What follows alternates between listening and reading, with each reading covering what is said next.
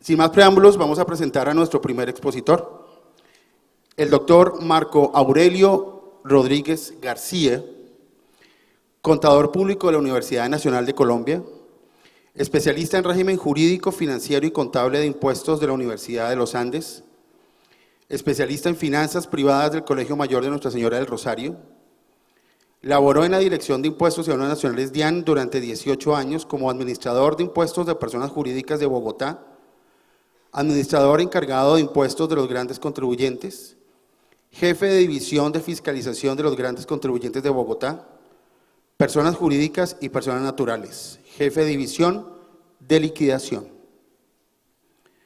Consultor y asesor tributario desde hace 8 años en empresas de nivel nacional, en las áreas de organización, planeación, gestión y administración de los impuestos nacionales y locales.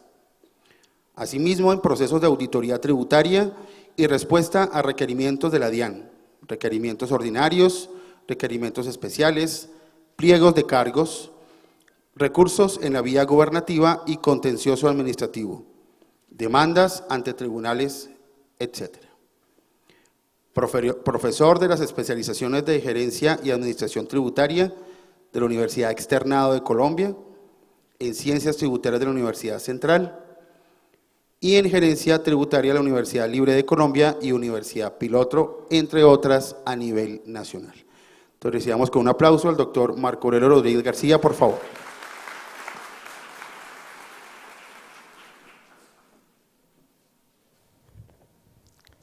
Buenos días, muchas gracias. Gracias, Eri, por la presentación.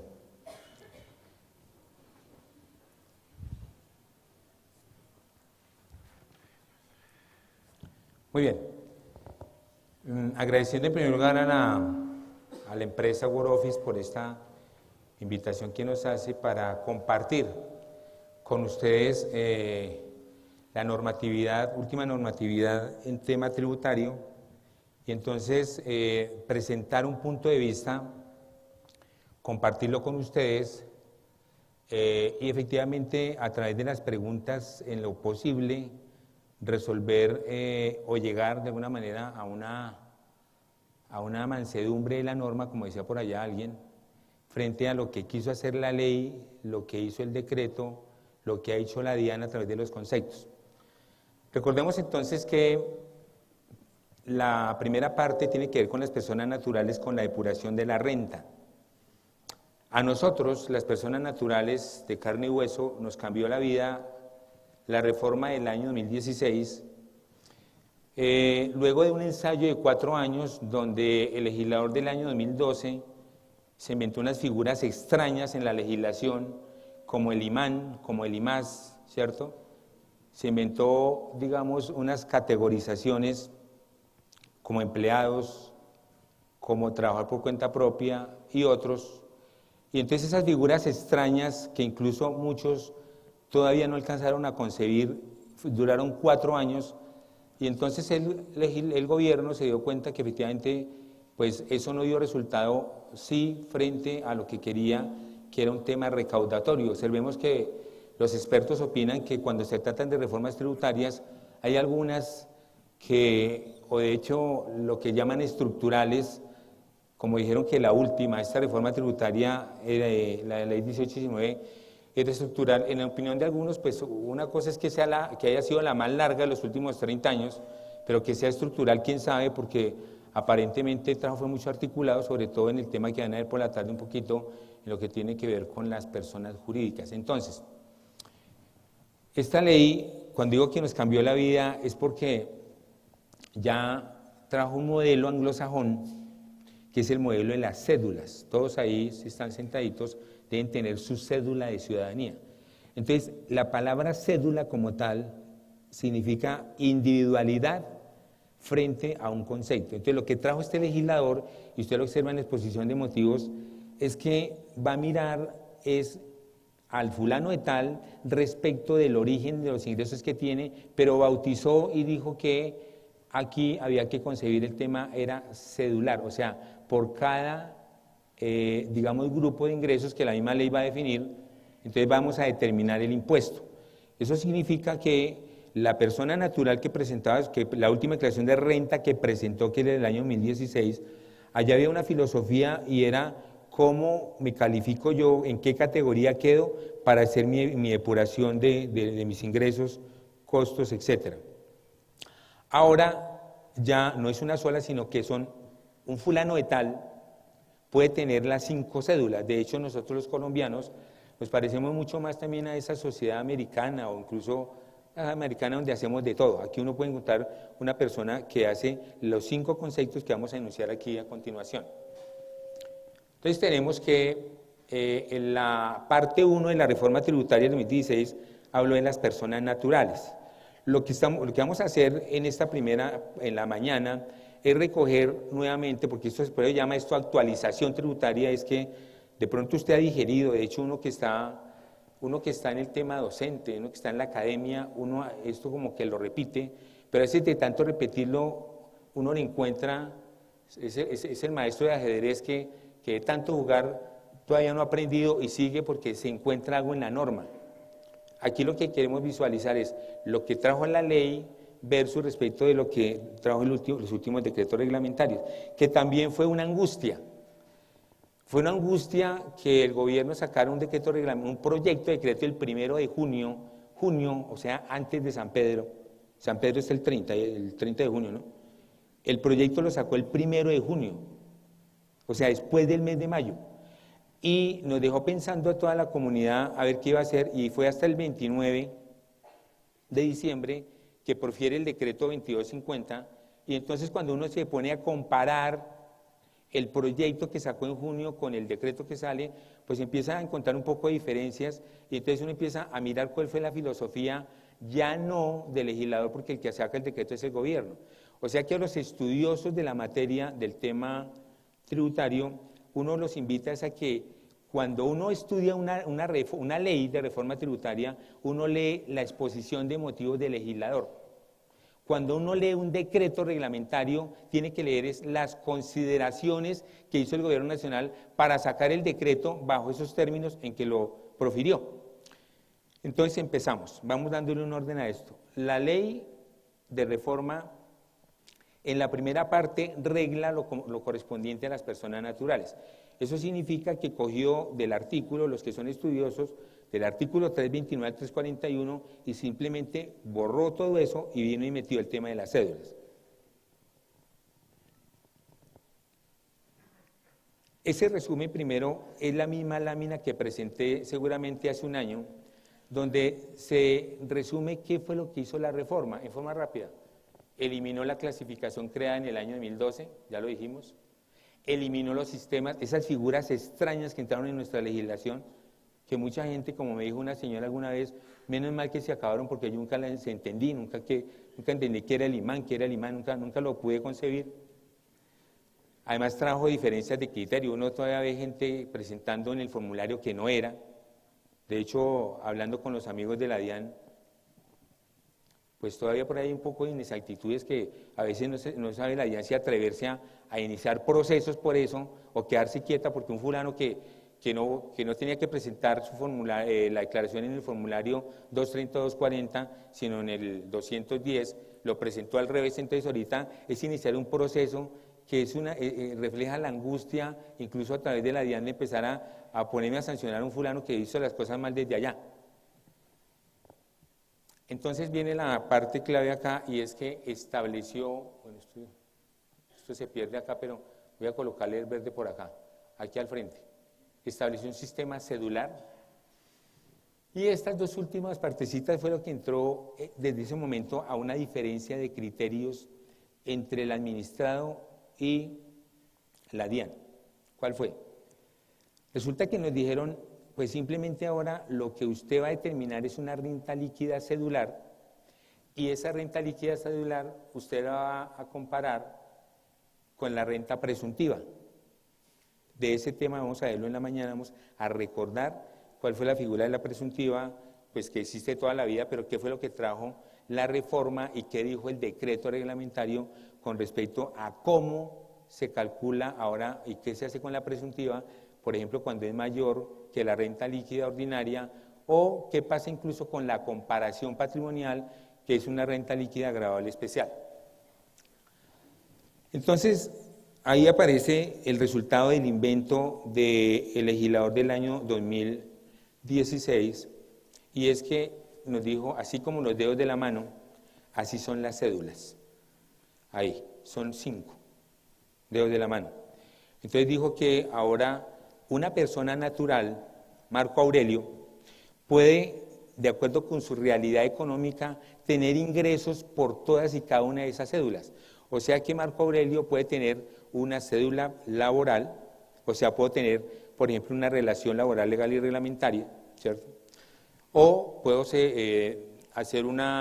tener un contrato independiente y no contrato a nadie para que me ayude. Entonces, aterrizo en la cédula rentas laborales. La segunda son pensiones. Uno encuentra hoy en día en el mercado mucho pensionado también trabajando. Hay mucho pensionado que trabaja en las empresas. Entonces, ya el fulano recibe una pensión y aparte recibe unos honorarios. Ahí ya, en ese cabeza ese fulano hay 2 cédulas. La tercera cédula es la cédula por rentas de capital. Rentas de capital es las llamadas rentas pasivas. Usted tiene un apartamento arrendado, usted es dueño de un carro, un taxi, una tractomula, un bus, recibe plata, usted presta plata a interés, ¿cierto? Entonces, hoy en día los colombianos nos la rebuscamos y es posible que usted tenga también un apartamentico arrendado, entonces tiene una cédula por rentas de capital. Viene la cuarta, rentas no laborales. Ahí, por ejemplo, aparecen los comerciantes, todos los comerciantes. Entonces el señor además tiene una miscelánea. Como es pensionado, él montó con la plática que le llevó al final, fue y montó un negocito ahí en la casa de él, en el primer piso, para distraerse. Pero ahorita que después le fue bien y consiguió el otro. Entonces, fíjese que en cabeza de un fulano de tal, ya van 4, puede tener las 4 cédulas. Y por último, el fulano, pues con esto de que está de moda, que hoy en día la gente invierte, entonces también invirtió, por ejemplo, bueno, ya hace rato invirtió en Ecopetrol, no ha podido vender las acciones ahorita, otra vez empezó a repuntar, o de pronto compró acciones en la vivienda, etcétera, porque es que aquí en Colombia también se ha puesto de moda que las personas naturales, nuestros excedentes de liquidez, los invirtamos también en acciones. Nosotros no hemos dado un paso grande como los europeos o incluso los gringos. Aquí, por ejemplo, usted a las piñatas, ¿qué regala? Usted en las piñatas va y pues regala, bueno, ya creo que en días ya están dando hasta, ¿cómo se llama? Lluvia de sobres, ¿ya? Hasta en los bautizos dice que lluvia de sobres. Pero en países industrializados ya a las piñatas regalan son acciones y aportes. Lo que quiero significar es que ya usted vio al señor haciendo la fila en Ecopetrol cuando pulverizó patrimonio en el año 2006, porque el señor dijo, yo le apuesto a comprar acciones a Ecopetrol, que es la mejor empresa del país, y simplemente, ¿por qué? Porque quiero que mi hijo que tiene 1 año, cuando tenga 20 años, es dueño de un pedazo de Ecopetrol. Y se convence mucho más cuando vaya a Corferías, cuando Ecopetrol cita a la asamblea, porque le regalan la lagartija y él sale convencido de que él es dueño de Ecopetrol. Conclusión, en cabeza de una persona natural puede existir las 5 cédulas. O sea que ahora, ¿en qué nos cambió la vida? En que antes usted hacía una sola depuración, ahora no, ahora usted coge y hace una depuración por cada una. ¿Qué es depuración?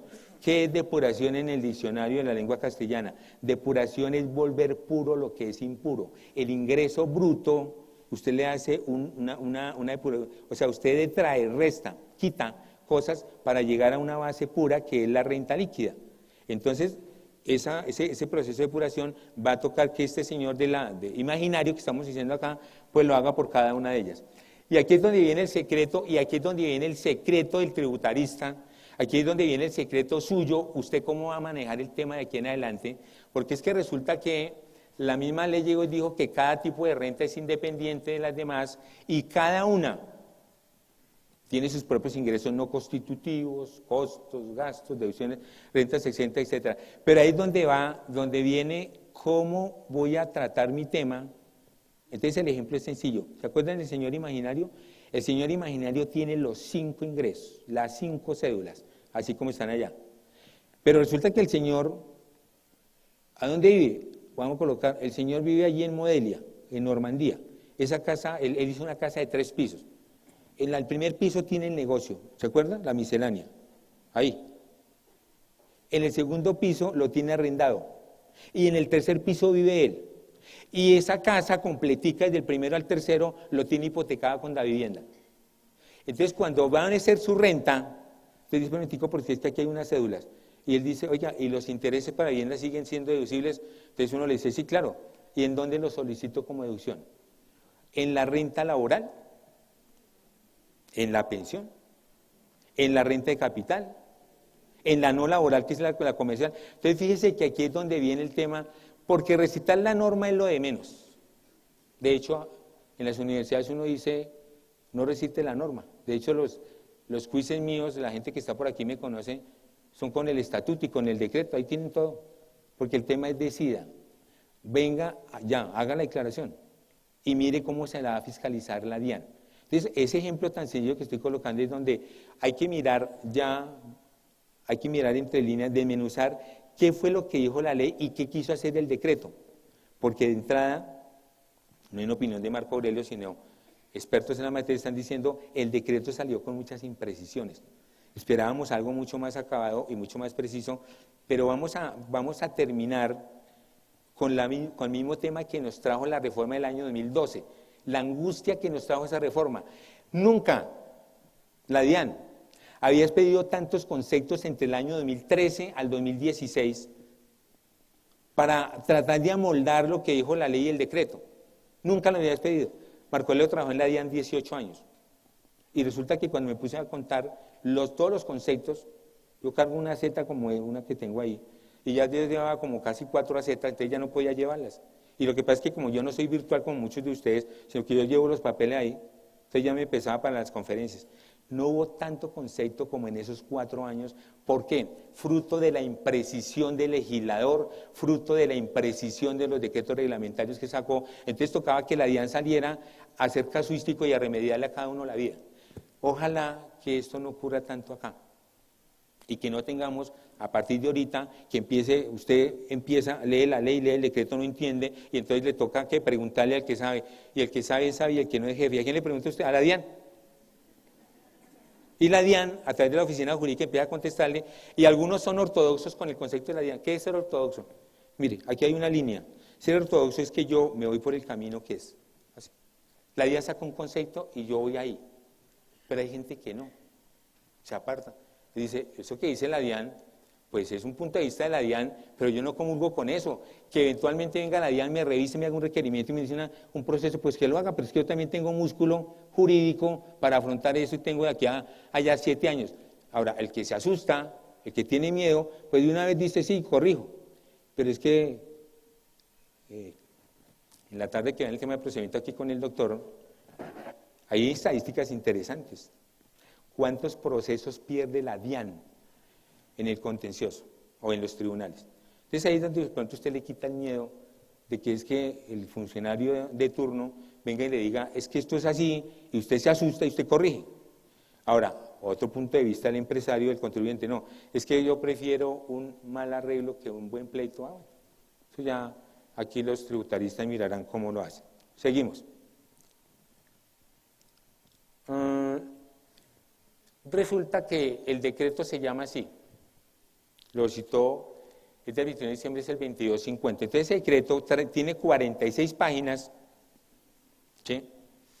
Y el decreto reglamentario, repito, lo que hizo básicamente fue dar reglas de juego para la ley frente a la depuración de esas cédulas. En forma rápida, el decreto, digo, pues obviamente está sustituyendo, recuerde que ahora queda mucho más fácil aprenderse los artículos. Antes era más difícil. Antes era artículo 1, ahora quedó mucho más fácil. Ahora usted tiene que aprenderse el artículo 1, 2, 1, 21 del decreto 1625 que modificó el artículo tal de no sé qué. ¿Sí? Ahora es mucho más fácil. Antes era más difícil. Ahora no tiene problema. Entonces, lo que hizo este decreto reglamentario fue, pues como el 16, como el gobierno nacional, y es un tema juicioso, cogió y dijo, hay que expedir decretos reglamentarios por cada tema, unos grandes. Entonces lo que hace este decreto es modificar este 1625 que fue en materia tributaria. Entonces, ¿qué hizo el decreto? O sea, como que empecemos a conocernos. Conozcámonos con el decreto. Decreto, ¿qué trajo usted? Reglas para la determinación del impuesto de renta de las personas naturales. Clasificación de las rentas cedulares. Volvió a hablar del tema, obviamente, retoma. Da unas definiciones. Aquí en la primera parte, en el punto 2, simplemente, cuando lo vamos ahora, está hablando del tema de la fuente. En resumen, de una vez, porque es que con el tiempo a veces uno alcanza a mirar todas las láminas y no todas las láminas uno las va a mostrar acá, uno las tiene ahí por si acaso, ¿no? Por si se necesita, por si alguien pregunta. Ahí, en la primera parte, lo que dice el decreto precisa lo que dijo la ley en el sentido de que define la ley define para las personas naturales residentes y no residentes. Y entonces actualicémonos, que no entiendo. ¿Quién no entiende? O aparentemente no entiende. Antes de la reforma del 2012, uno hablaba de nacionales y extranjeros. Estamos hablando de personas naturales, ¿no? Nacionales y extranjeros. Entonces, uno hablaba o del Pío Valderrama o de Maradona. Alce la mano aquí, ¿quién no conoce de dónde es Maradona? Bueno, él es argentino. Pues alzaron la mano. Él es argentino. Lo normal es que hasta el año 2012, pues uno decía, vamos a hacer, Maradona viene aquí, obtiene unos ingresos y hay que hacerle, y de pronto le toca declarar, le hacemos la declaración a Maradona, pero él es extranjero, y para ese efecto también la ley lo calificaba como extranjero y no residente. Y el Pío Valderrama, uno dice, pues ese tipo es colombiano y ese es nacional, por tanto es residente. Pues con la reforma del año 2012 puede cambiarle la vida a Maradona y al pibe.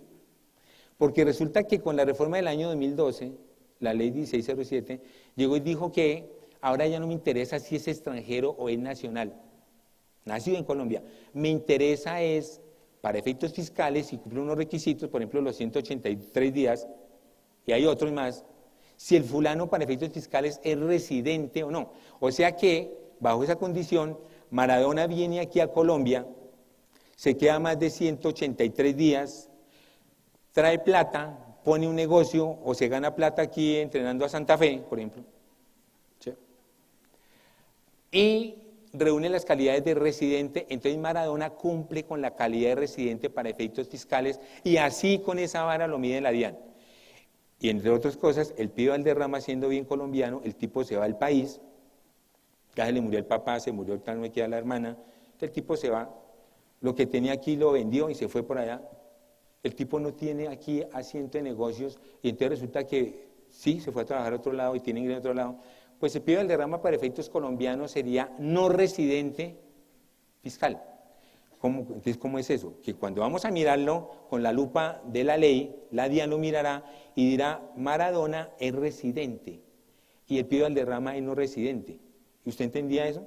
Usted antes decía, no, no puede ser, eso nunca puede ocurrir. Pues ocurre. ¿Y cuál es la consecuencia? Que fue lo que definió allá esa clasificación.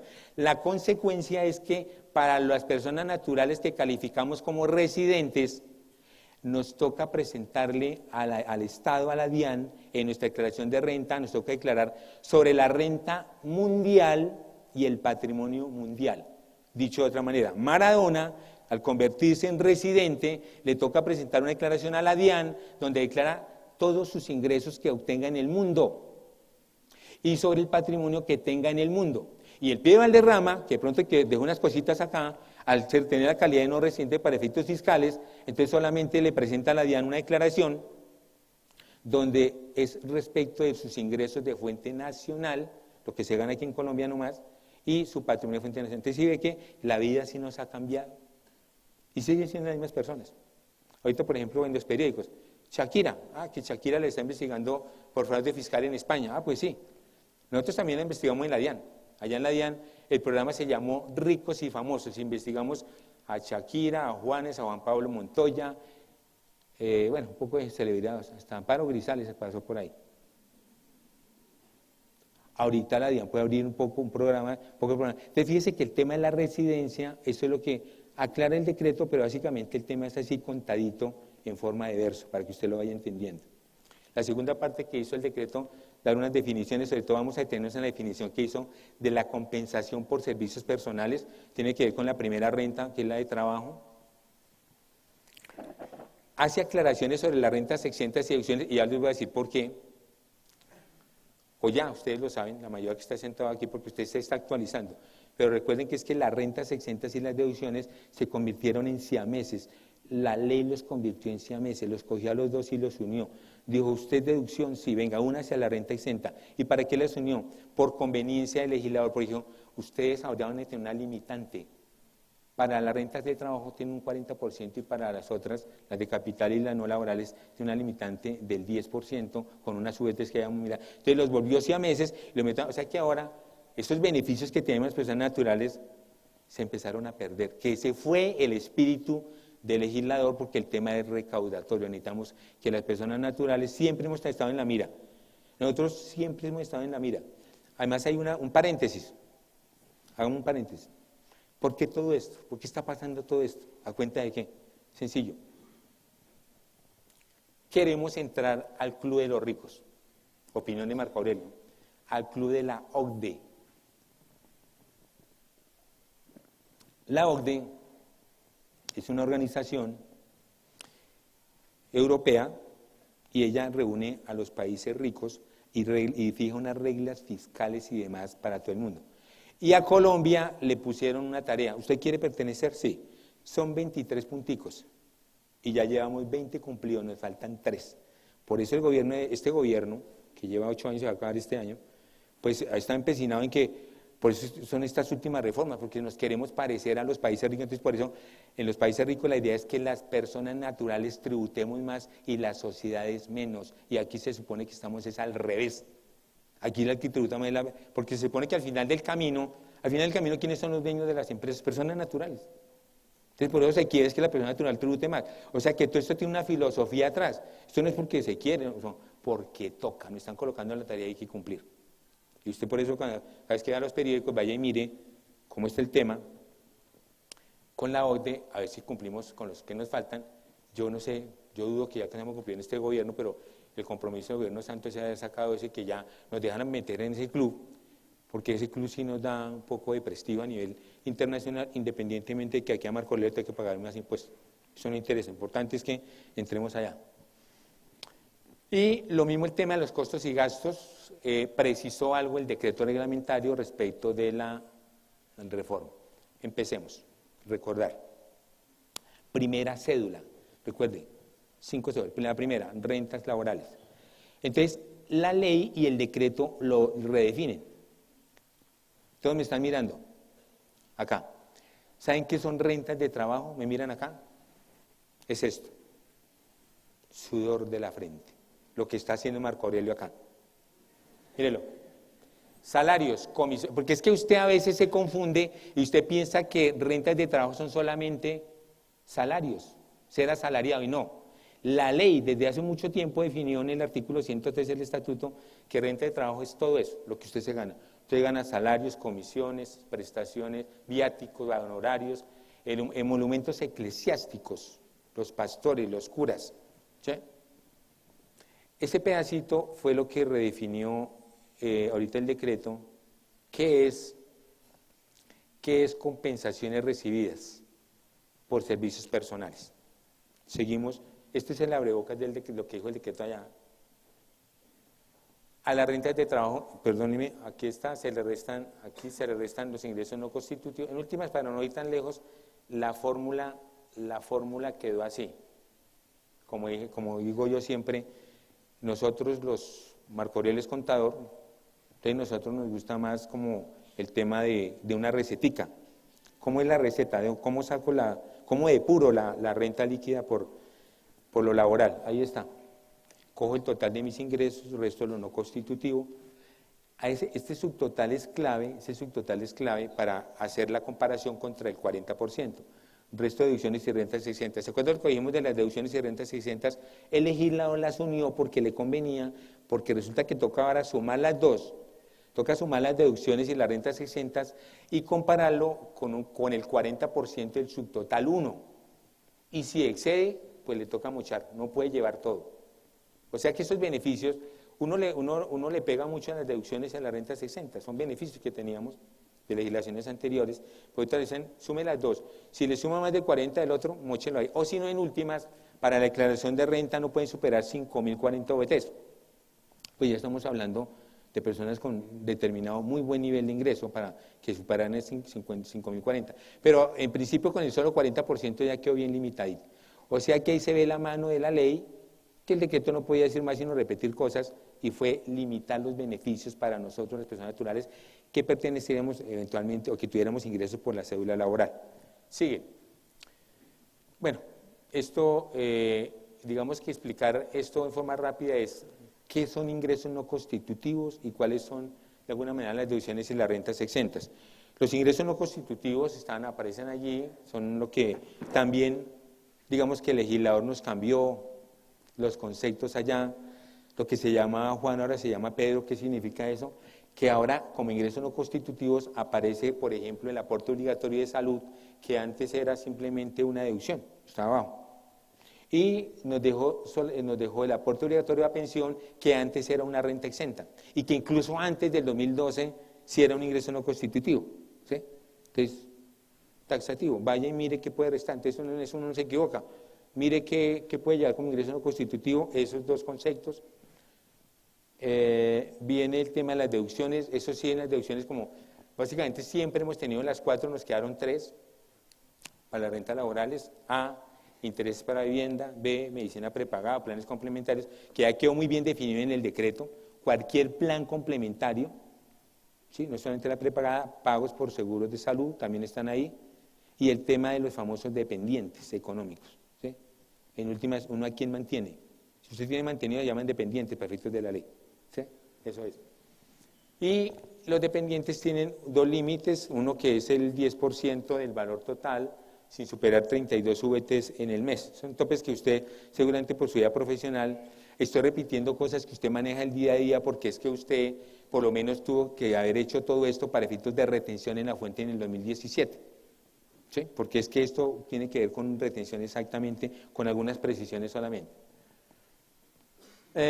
Lo de las rentas exentas, todo el artículo 206 del Estatuto Tributario, especial al 25%, de ahí nos hemos agarrado. Es como cuando en el ¿cómo se llama eso? En el Titanic, en la película, uno de dónde se agarra, siempre uno se agarra de la renta exenta del 25%, que era el numeral 10. Lo que pasa es que ahora esa renta exenta quedó metida sumando con las deducciones para efectos del 40%.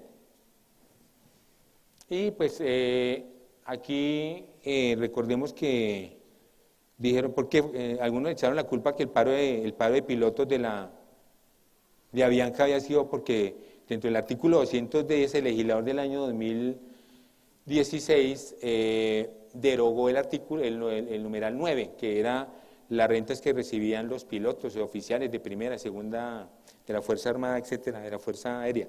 Entonces, sin embargo, vamos a ver más adelante que el decreto sí aclaró que hay una parte que está vigente y que lo que derogó fue un gran nudo, pero dejó claro que todavía hay una exención para ellos. Si alguien aquí tiene un cliente, piloto, etcétera, que tiene que ver con las bonificaciones voluntarias, todavía hay un beneficio ahí con el mismo concepto. Normalmente uno en la academia clasifica las rentas exentas en 3 grupos. Uno, las del artículo 126-1 y 126-4, que, digámoslo de una vez, incluso el decreto colocó, uno normalmente sumaba los aportes voluntarios, son aportes voluntarios de pensión y cuentas AFC, pero ahora el decreto sí dijo algo que no lo había dicho la ley y incluyó un tema que tiene que ver con los aportes voluntarios que pueden hacer ¿quién? Todo el mundo.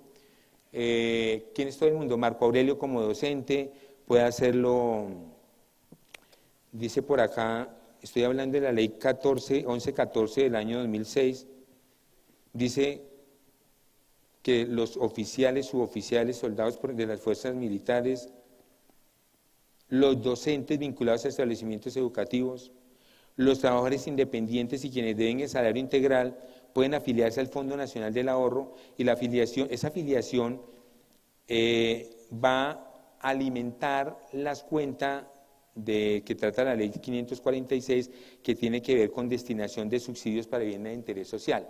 O sea, el gobierno necesitaba que la gente que tenga plata vaya y lleve a los bancos, pero dijeron, no, a todo el banco no, vaya ya al Fondo Nacional del Ahorro esa plata, y de ahí vayan ustedes, constructores, y pidan esa plata prestada a créditos blandos para construir bien de interés social.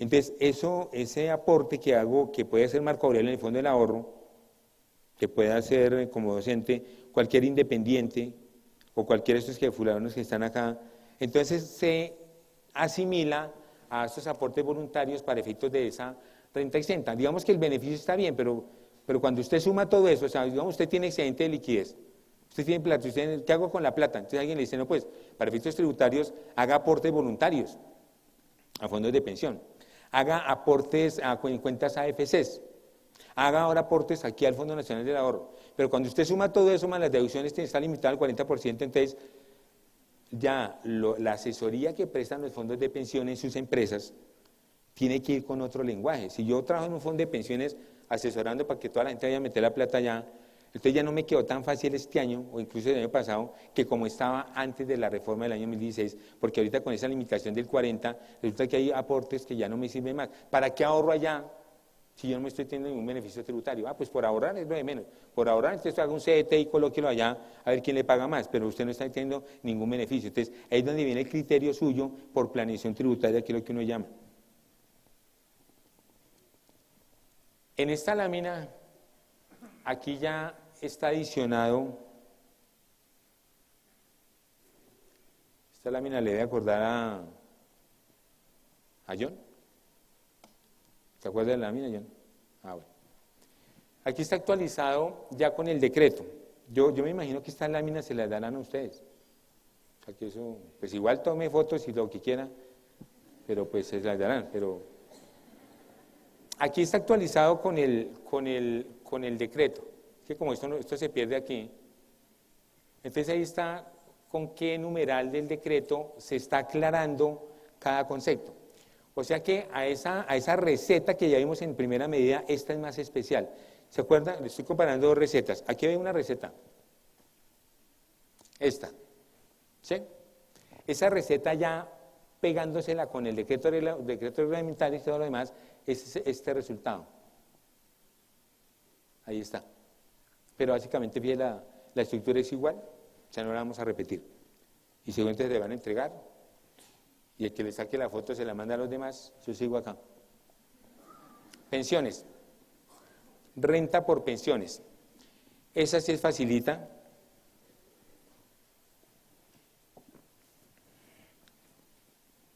Curiosamente, el legislador en todos los otros articulados definió qué era la renta y nos dio la receta. ¿Qué era la renta y la receta? Aquí no. Aquí en el mismo artículo yo digo que era pues que la pensión, estamos hablando de las pensiones, que tampoco nos confundamos con el término de la pensión. Estamos hablando del que ya tiene los requisitos según ley 100 y está devengando ya su pensión. No estamos hablando de aquellos que han salido de alguna manera de las entidades oficiales, sobre todo, con un plan de retiro, porque esto todavía no es pensión, no ha cumplido el tema.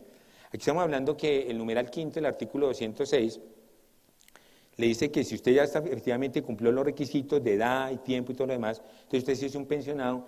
Entonces, pues allá era fácil decir, vea, lo de pensión, existe una renta exenta, de acuerdo con el numeral quinto, que son 1000 UETs. Entonces yo le pregunto, usted ahí donde está sentadito, ¿conoce pensionados que en forma mensual se ganen más de 1000 VTs? Hablemos hoy en día ya, pues para el año pasado recordemos, pues como estábamos hablando de la renta el año pasado, entonces 1000 VTs del año 2017 son 31.589.000. ¿Cuántos pensionados conoce usted que se ganen mensualmente esos 31.589.000 mensual?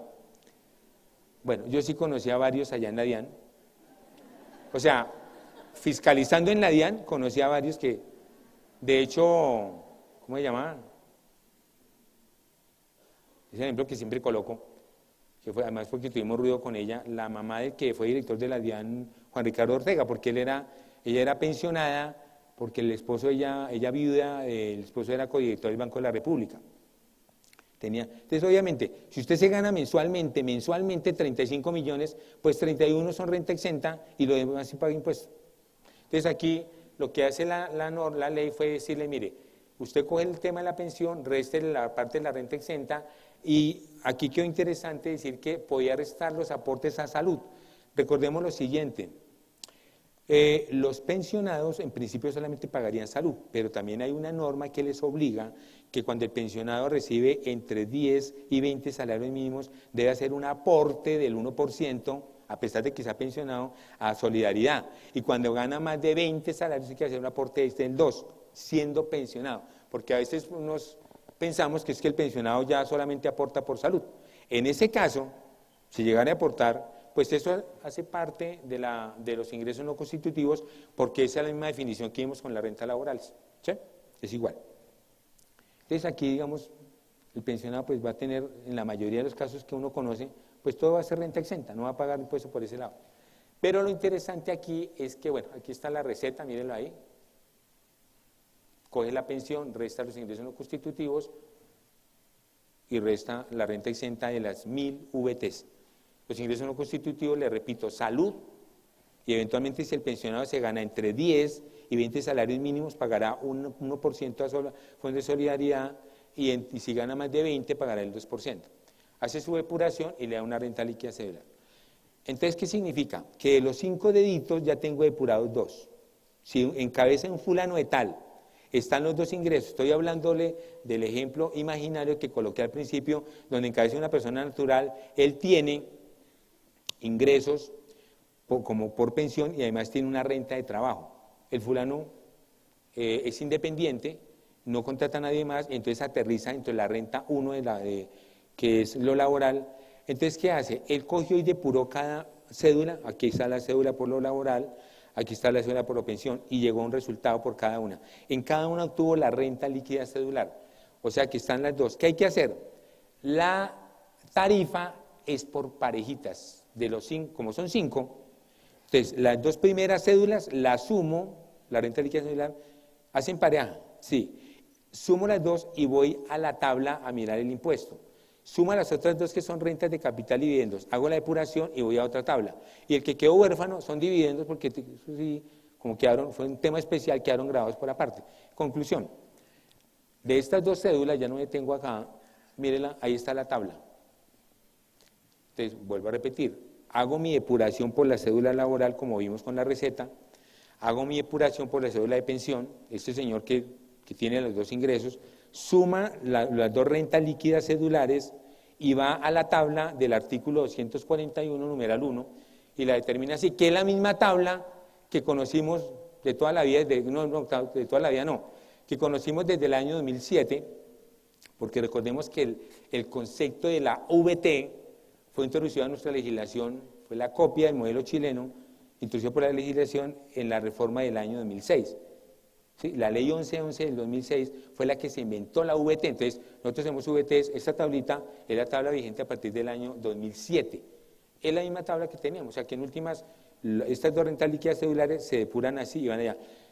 Características, empieza en 1090 VTs, claramente en 1091, y termina de 4 en adelante con tarifas diferenciales marginales, a ver, los que allá, cuando recordamos lo que cuando nos dieron estadística, los que somos de las ciencias económicas, entonces usted sabe que allá la campana de Gauss, está la media, están las desviaciones estándar. Entonces aquí por eso usted observa que el segundo rango siempre está restando el anterior porque le quita la desviación estándar.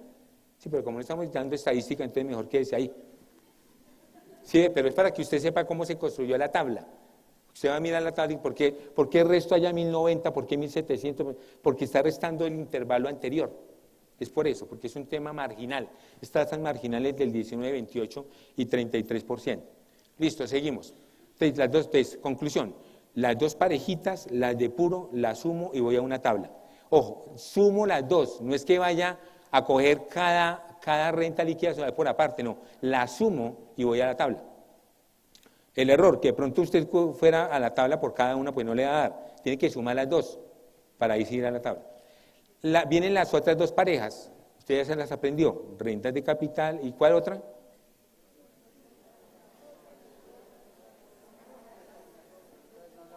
Ah, bueno, por aquí hay 2 que se aprendieron, los otros no. ¿Qué son rentas de capital? Ahí hay unos ejemplos, ya le dije también, no voy a detenerme ahí, lo que aparece ahí, intereses, rendimientos, etcétera, arrendamientos. Aquí está la receta. ¿Cuál es la diferencia que usted observa entre la receta de lo laboral y esta? Perfecto. El rubro de los costos y gastos que tiene incluso allá un interrogante.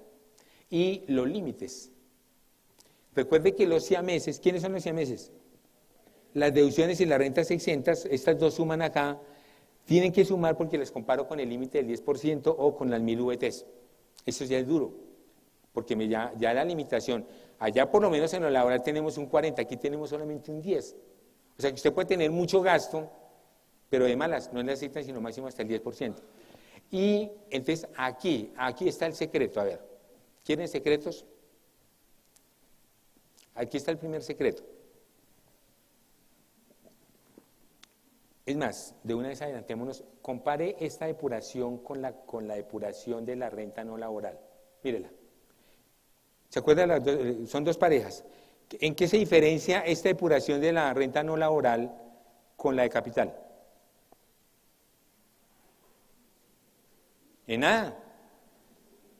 ¿Sí? ¿O qué? En nada, es exactamente igual. ¿Para dónde voy? Si usted en su vida personal ejerce la actividad por rentas de capital y por renta laboral, entonces observe que usted va a hacer una depuración aquí y acá. Entonces viene a detenerse la planeación tributaria. ¿En dónde está? Va a estar en el rubro de costos y gastos, que son las que no tienen limitación. Entonces ahí es donde viene alguien y alza la mano y le pregunta a uno, Marco Aurelio, pregunta, ¿cuál es la diferencia entre esos gastos que están allá arriba y las deducciones que están allá abajo? ¿Por qué la pregunta? Le digo yo, porque es que yo había aprendido, me dice el fulano, que es que gastos es un concepto contable y la deducción es un concepto fiscal, pero que es lo mismo. O sea, que uno lo que llama en contabilidad gastos, en lo fiscal se llama deducción, y así nos lo enseñaron. Cuando yo vi pregrado uno le enseñaban eso acá. Entonces ahorita uno se puede confundir cuando dice, ¿y esos gastos qué son? Entonces resulta que cuando uno mira la ley y el decreto, oiga, ¿qué son gastos?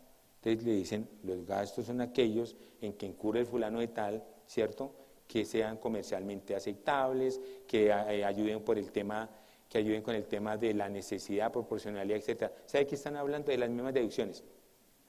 Pero entonces, ¿qué hizo el legislador y qué hizo el decreto? Llegó y le dijo a usted qué son deducciones para cada renta. Y entonces lo que no es deducción se supone que usted tiene que mirar si lo puede llevar allá arriba. O sea que esta lámina que aparece ahí, esa es la del comerciante.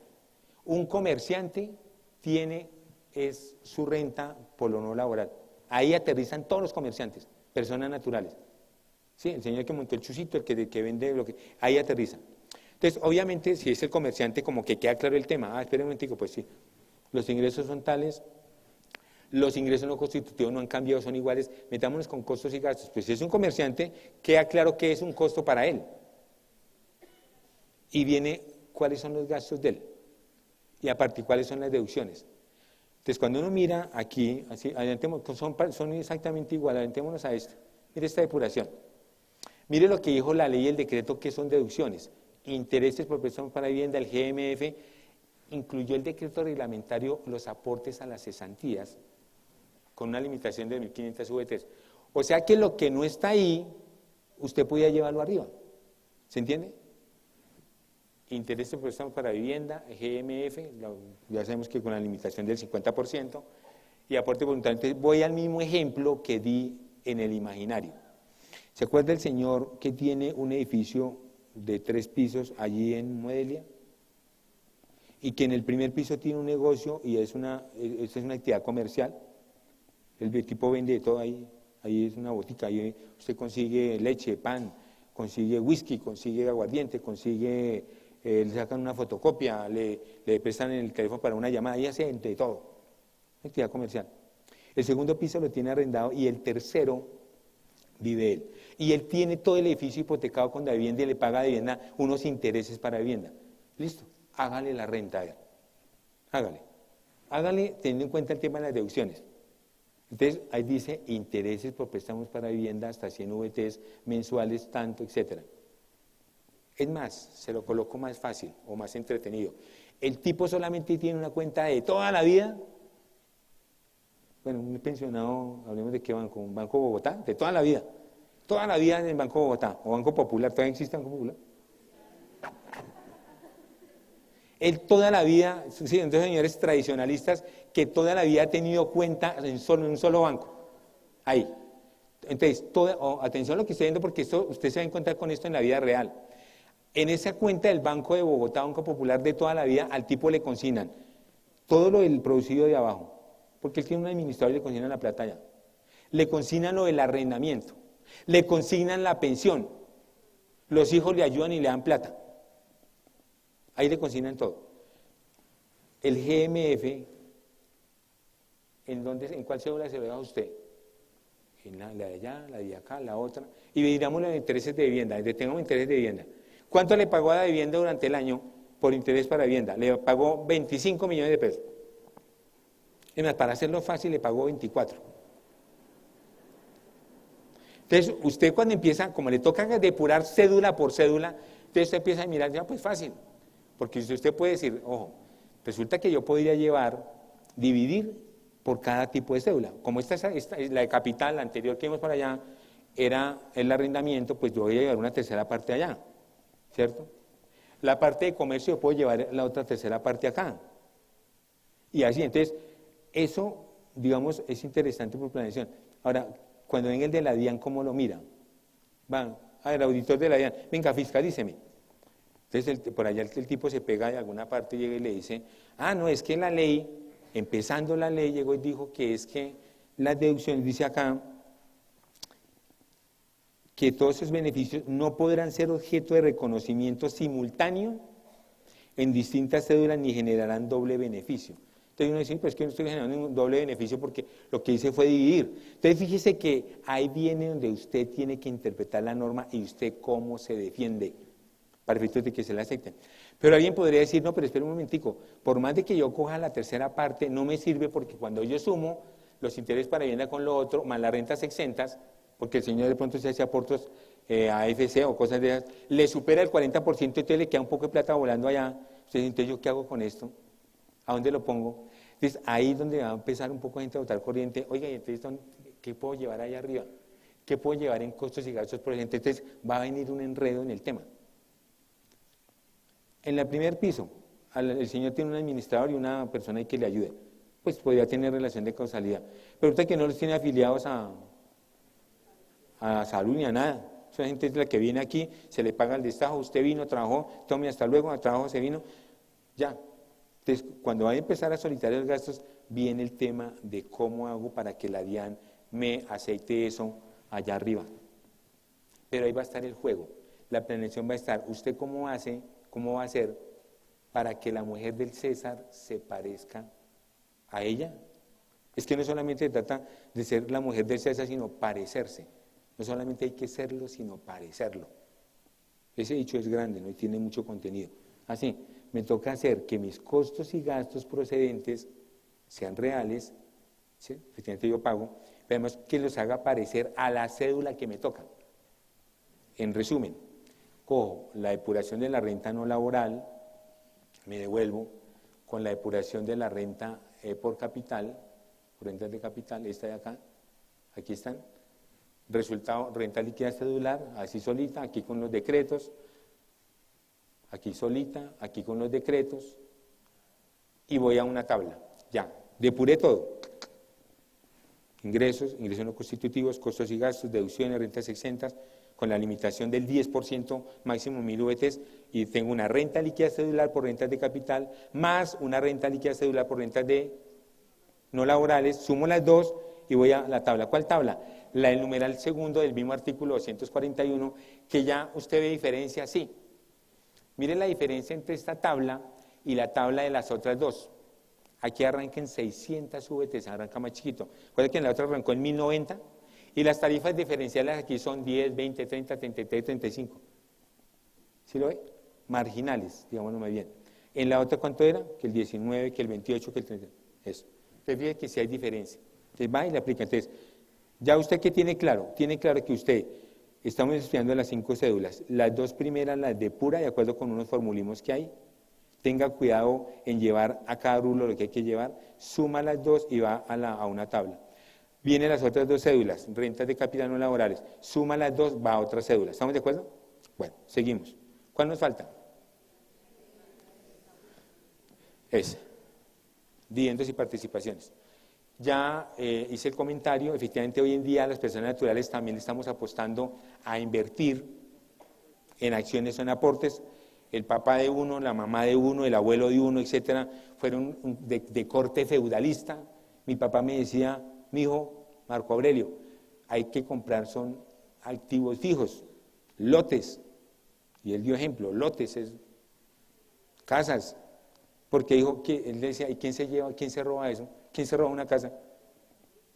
Entonces, pero hoy en día empezó el paradigma a cambiar. Hay gente que le apuesta a portafolio de inversión. Entonces ya usted conoce gente que tiene acciones en Ecopetrol, en Bavaria, en la vivienda, en todos los bancos, Grupo Aval ha pulverizado y le pagan. Los dividendos y participaciones tienen un concepto de realización. Realización es cuando tengo que declararlos como ingreso. Y la norma dice básicamente que cuando han sido abonados se encuentra en calidad exigible. O sea que si usted es accionista de Bavaria, ahorita el 31 de marzo va a la asamblea y Bavaria le dice usted por tener acciones en Bavaria le corresponde un dividendo de 100 pesos. Esos 100 pesos, ¿cuándo se realizan? La utilidad de Bavaria es la del año 2017, ¿no? Pero la asamblea o reunión se hizo fue en marzo 31. Ese ingreso que le decreta Bavaria para usted, para la renta suya, ¿lo coloca en cuál renta? ¿En el 2017 o 2018? 18 porque se realiza es aquí. El acta con la que de alguna manera quedó allí, esa acta de asamblea, donde se aprueba la distribución de dividendos o participaciones, es el título ejecutivo con el que si usted no le paga a Bavaria, se pone un abogado y le dice, oye, cóbreme esta plata. Pero para efectos fiscales le toca declararla y no cuando la paguen. Es una norma especial en el Estatuto Tributario para los estudiosos, literal B, artículo 27 del Estatuto Tributario. Seguimos acá. Ahí está el concepto, no voy a detenerme en el concepto. Entonces aquí resulta que, ¿qué trajo la ley? La ley llegó y dijo que se dividía, digamos, se conforman 2 subcédulas, pero voy a quedarme en la cédula aquí y quiero que usted me ponga cuidado en lo siguiente, en lo que voy a decir, para que no nos confundamos. Porque si no, uno con los dividendos se enreda, si uno en las universidades se enreda con el alumno allá en los dividendos y participaciones. Ojo con lo siguiente, tenga claro lo siguiente, es como un antes y después de Cristo, colóquele antes y después de la reforma tributaria del año 2016. ¿Qué significa eso? Que el tratamiento de los dividendos de utilidades generadas por sociedades del año 2016 y anteriores es uno. Y el tratamiento de los dividendos generados por utilidades de las sociedades del año 2017 hacia adelante es otro. ¿Qué significa eso? De hecho, se encuentra uno con las empresas que a uno lo contratan ahora. Uno va a las empresas y esas empresas en su vida han decretado dividendos, nunca. Es más, el dueño le dice a uno, ¿y eso qué es? ¿Qué son dividendos? ¿Qué son participaciones? Y es más, cuando uno le dice, ¿dónde están los títulos? Una sociedad anónima, ¿dónde están los títulos? ¿Cuáles títulos? ¿Dónde están las acciones? ¿Quién las tiene? ¿En qué caja fuerte están? Las sociedades, y eso es una cultura de nosotros los contadores, porque es que el contador es el que llega allá y el que, entre comillas, educa o no educa. Si el contador llega y no educa, pues entonces allá todo... ¿Para dónde voy? El tratamiento que tenemos que tener claro es, primero, vamos a presentar una renta del 2017 de un fulano de tal en el 2018. Entonces tengo que tener claro cómo es el tratamiento. Si al fulano de tal el año pasado, 2017, le pagaron dividendos de utilidades de las sociedades que son del 2016 hacia atrás. Y, en gracia de discusión, las utilidades de las sociedades del 2017 se han establecido en el 2018. Esas de aquí serían las de este tratamiento. Con un comentario. Según la ley comercial, Código de Comercio, está prohibido que las sociedades repartan dividendos o participaciones dentro del año. Si quieren hacerlo, tienen que dejarlo dentro de los reglamentos, o sea, los estatutos de la empresa, de la compañía, para poderlo hacer. Porque es que uno conoce mucho colega contador que resulta que se inventa que la sociedad de utilidades es 100 pesos desde el año 2017 y de una vez coge y le reparte utilidades en el año 2017. Eso está mal, eso no es legal. Para hacerlo así, hay muchas empresas que sí tienen esa modalidad, pues lo dejan dentro de los estatutos de la escritura, ahí queda consignado que se aprueba que la empresa distribuya o decrete dividendos durante el año. Ahí sí está, esto que estoy diciendo, pues el cuidado que hay que tener es a qué utilidades corresponde. De hecho, esta subcédula, repito, estamos hablando de utilidades generadas por las sociedades en el año 2016 y que 17, perdóneme, o sea, después de la reforma y que se distribuyen después. Este tratamiento tiene. Como tiene bueno, esto es una cosa es la declaración de renta. Vamos a hacer la declaración de renta de un fulano que le pagaron, que el año 2017 le dieron utilidades del año 2016 anterior. Y otra cosa es cómo opera la retención en la fuente. En el momento cero que le están pagando, ¿cuánto le retiene? Yo les tengo un cuadrito acá, sino que es que como el cuadro tiene que ver con los dos temas, con renta y con retención, lo tengo para lo último, para que no se me... Está por aquí. De hecho, alguien que dice, no, es que yo ahorita en el break no tengo tiempo, sino quiero estudiar, que estoy ávido de estudio, míralo, aquí está. Este cuadrito, si le dejo acá la foto, ese cuadrito nos resume todo. Nos resume el tratamiento para renta de 2017 y nos resume el tratamiento de retención en la fuente, tanto para utilidades antes y después de ese año. O sea, como ese me voy a detener a explicarlo ya al final de esta charla, les alcanzo, o si no me interesa, lo abarco en la segunda parte porque tiene que ver con todo. Fíjese, una cosa es que cuando usted va a hacer la renta de un fulano de tal, que le pagaron dividendos en el año 2017, pero que corresponden a utilidades del año pasado. Y otra cosa es que usted vaya hoy a hacer retención en la fuente de un pago de una utilidad de ese año, son dos cosas diferentes, y otra cosa es la declaración de renta del 2018 de un fulano, donde ya le están dando platica, o le están dando plata de utilidades del 2017 en adelante. Como es un enredo, por eso lo dejé ahí, para que usted lo visualice, ¿sí? Lo tenga clarito, el cuadro nos resume un poco de láminas que están hacia atrás. ¿Estamos de acuerdo? Para no equivocarme, que sí me resume, aquí están las tarifas, aquí está tarifas, aquí está tarifas, aquí está... Es que yo le hice referencia, es que estas láminas están como para un día completo, pero no tenemos tiempo. Entonces por eso me toca ser gerente con ustedes. Esto resume todas estas laminitas, pues es que quiero dejarla de última y quiero seguir avanzando en los otros temas de renta que trajo ahorita el decreto reglamentario. Por tanto voy acá, sigo. Recuerden entonces que nos quedó en stand-by. ¿Ya sacó la foto de la tabla? Usted que es el ansioso, que no quiere ver ahí, sino usted quiere una vez empezar. Eso la voy a retomar. Sigo.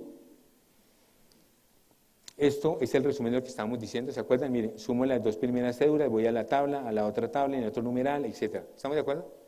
Sigo acá. Aquí viene un pedacito que empezó el tema del enredo con la presuntiva. Listo. Estamos haciendo la declaración de renta de un fulano de tal del 2017. Fuimos juiciosos, hicimos la depuración cédula por cédula, determinamos la renta líquida cedular.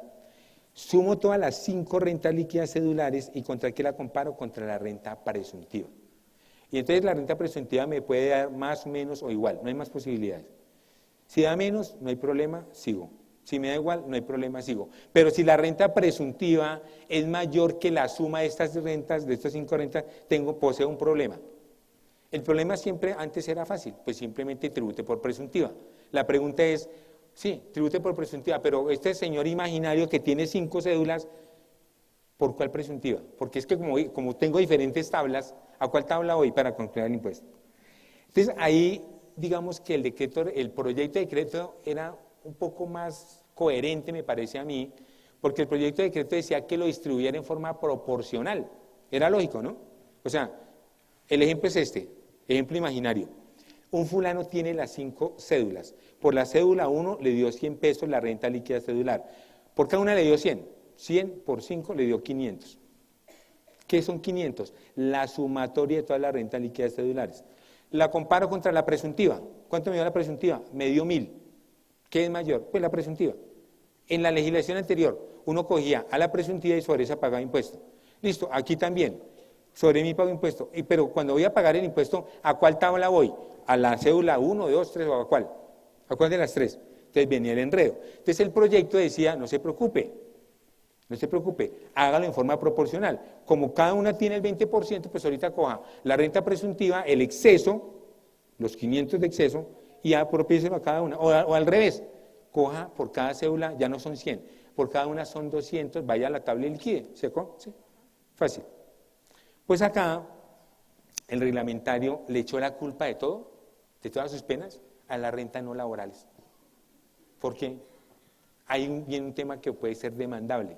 ¿Cómo así que ahora son contra las rentas no laborales? Y si yo no tengo, si no tengo, entonces viene otra posibilidad. Si no tengo, súmela y entonces de pronto de malas porque entonces el Estado no recibirá plata. Pero si tengo, me va a sumar más ahí, que es la que tiene la limitación. Entonces ahí viene una imprecisión, diría yo, o por lo menos hay algo sobre que ya vamos a dar corriente. Los que les gusta demandar, los decretos, mucha gente que le gusta demandar. Así como hay gente que es fascinada yendo al médico todos los días. Eso le gusta ir, o sea, él le gusta, hay gente que le gusta demandar, pero vaya y demande. Ahí hay un tema para demandar. De eso lo vamos a retomar ahorita, ¿con qué? Con esto. Bueno, repasemos algo. La reforma tributaria trajo, empiezo nuevamente a retomar cosas. Voy a detenerme, ¿quiénes están obligados a presentar declaración de renta? El último cambio que trajo la reforma fue estos dos temas de consumos y compras, que están en 2.800 VTs, lo pasó a 1.400. O sea que hoy en día los topes quedaron como están allá, en el de que estos son artículos 592 al 594-1, ¿sí? Que en resumen uno siempre hace la recetica, que ingresos, que patrimonio, que consumos, que consignaciones. Entonces, solamente para enumerar que aparecen allí toda esta serie de conceptos, que no tenemos aquí tampoco el tiempo para quedarnos con ellos. Después de que usted ya tenga todos estos topes los encuentra, incluso por ahí la gente navega en internet, va y los ubica eso rapidito. ¿Qué me interesa rescatar de acá? ¿Cuáles son los temas que trajo la reforma allí? ¿Se acuerda lo que hablábamos de los oficiales? Resulta que el legislador del año 2016 derogó el artículo 9, el numeral 9 más bien, del artículo 206. Incluso se lo leo porque fue curioso, en algún recorte de periódico yo leí que era que el paro que habían hecho los pilotos de Avianca había sido porque le habían quitado esa renta exenta. Mire, el numeral 9 exactamente reza así, dice,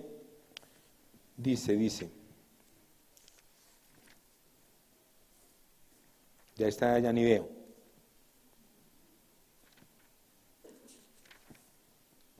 Para los ciudadanos colombianos que integran las reservas oficiales de primera y segunda clase de la Fuerza Aérea mientras ejerzan actividades de piloto, navegante, etcétera, etcétera, etcétera, solamente constituyen renta gravable el sueldo que perciban de las respectivas empresas con exclusión de las primas, bonificaciones, horas extras y demás complementos salariales. O sea que ese piloto, hasta el año 2016, todo lo que recibía por primas, bonificaciones, horas extras y demás complementos salariales era renta exenta y sobre eso, esos pilotos no pagaban nada. Entonces, cuando se los derogaron, entonces dijeron, claro, nos quitaron un poco de beneficios, ¿cierto? Ahora nos toca pagar impuestos. Y entonces por eso dijeron que se iban para paro. ¿Quién sabe? Resulta que, ¿qué tocó hacer con el decreto? El decreto vio que la ley vio que dentro de ese tema que se derogó estaba vigente lo que dice acá. El artículo 22 de la ley 44 del 90.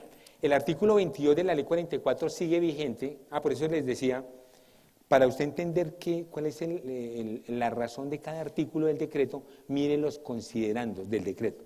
Ahí ustedes en el decreto quedó. Considerando que teniendo en cuenta que el legislador derogó todo esto de los pilotos, tocaba tener en cuenta que había una ley que estaba vigente, que era esa ley 44 del 90 en su artículo 22, y dejó todavía exento la parte correspondiente a la bonificación por retiro voluntario. Esa partecita sigue siendo renta exenta, pero lo que hizo el decreto fue aclararle a los pilotos que si se retiran de forma voluntaria, pues tranquilo, fresco, avance, y se dan una bonificación, sobre eso no paga impuestos, ¿sí? Porque si no quedaba entendido que era que todo lo que recibían y para allá, pues tenían que pagar impuestos. Fue lo que hizo aquí el legislador, si pronto alguien le hace declaración de renta a un piloto, y de pronto lo echaron o alguna cosa de esas. Viene el tema de apoyos económicos, dice que no constituye renta, no son reembolsables. Bueno, es que aquí lo que aclara la norma que dentro de los ingresos no constitutivos de renta se encuentran estos conceptos que son aquellos que se recibe, digamos, donaciones, pertenecen al grupo de las ganancias ocasionales, no reembolsables o condonados entregados por el Estado para financiar programas educativos. Entonces, ahí es curioso, el decreto dijo que pertenecía a la renta no laboral. Ojo, siempre el legislador envía como a las rentas que tienen las mayores limitaciones, o más bien la menor limitación, menor beneficio para el contribuyente, ¿no? A no ser, dice el mismo decreto, que no lo colocamos ahí, que sea con ocasión de alguna relación laboral o reglamentaria que le den ese auxilio, si de pronto hay alguien que le afecte el tema. Lo del aporte voluntario es lo que yo ya comenté en el sentido de que bueno, la claridad que hace la norma es que adicionalmente, porque creo que hay una confusión, uno todo lo que ve voluntario piensa que es una renta exenta, con aporte voluntario de pensión, AFC, todo lo que sea. Pero hay un aporte voluntario, este aporte que está hablando acá es aporte voluntario a fondos de pensiones obligatorias, es diferente.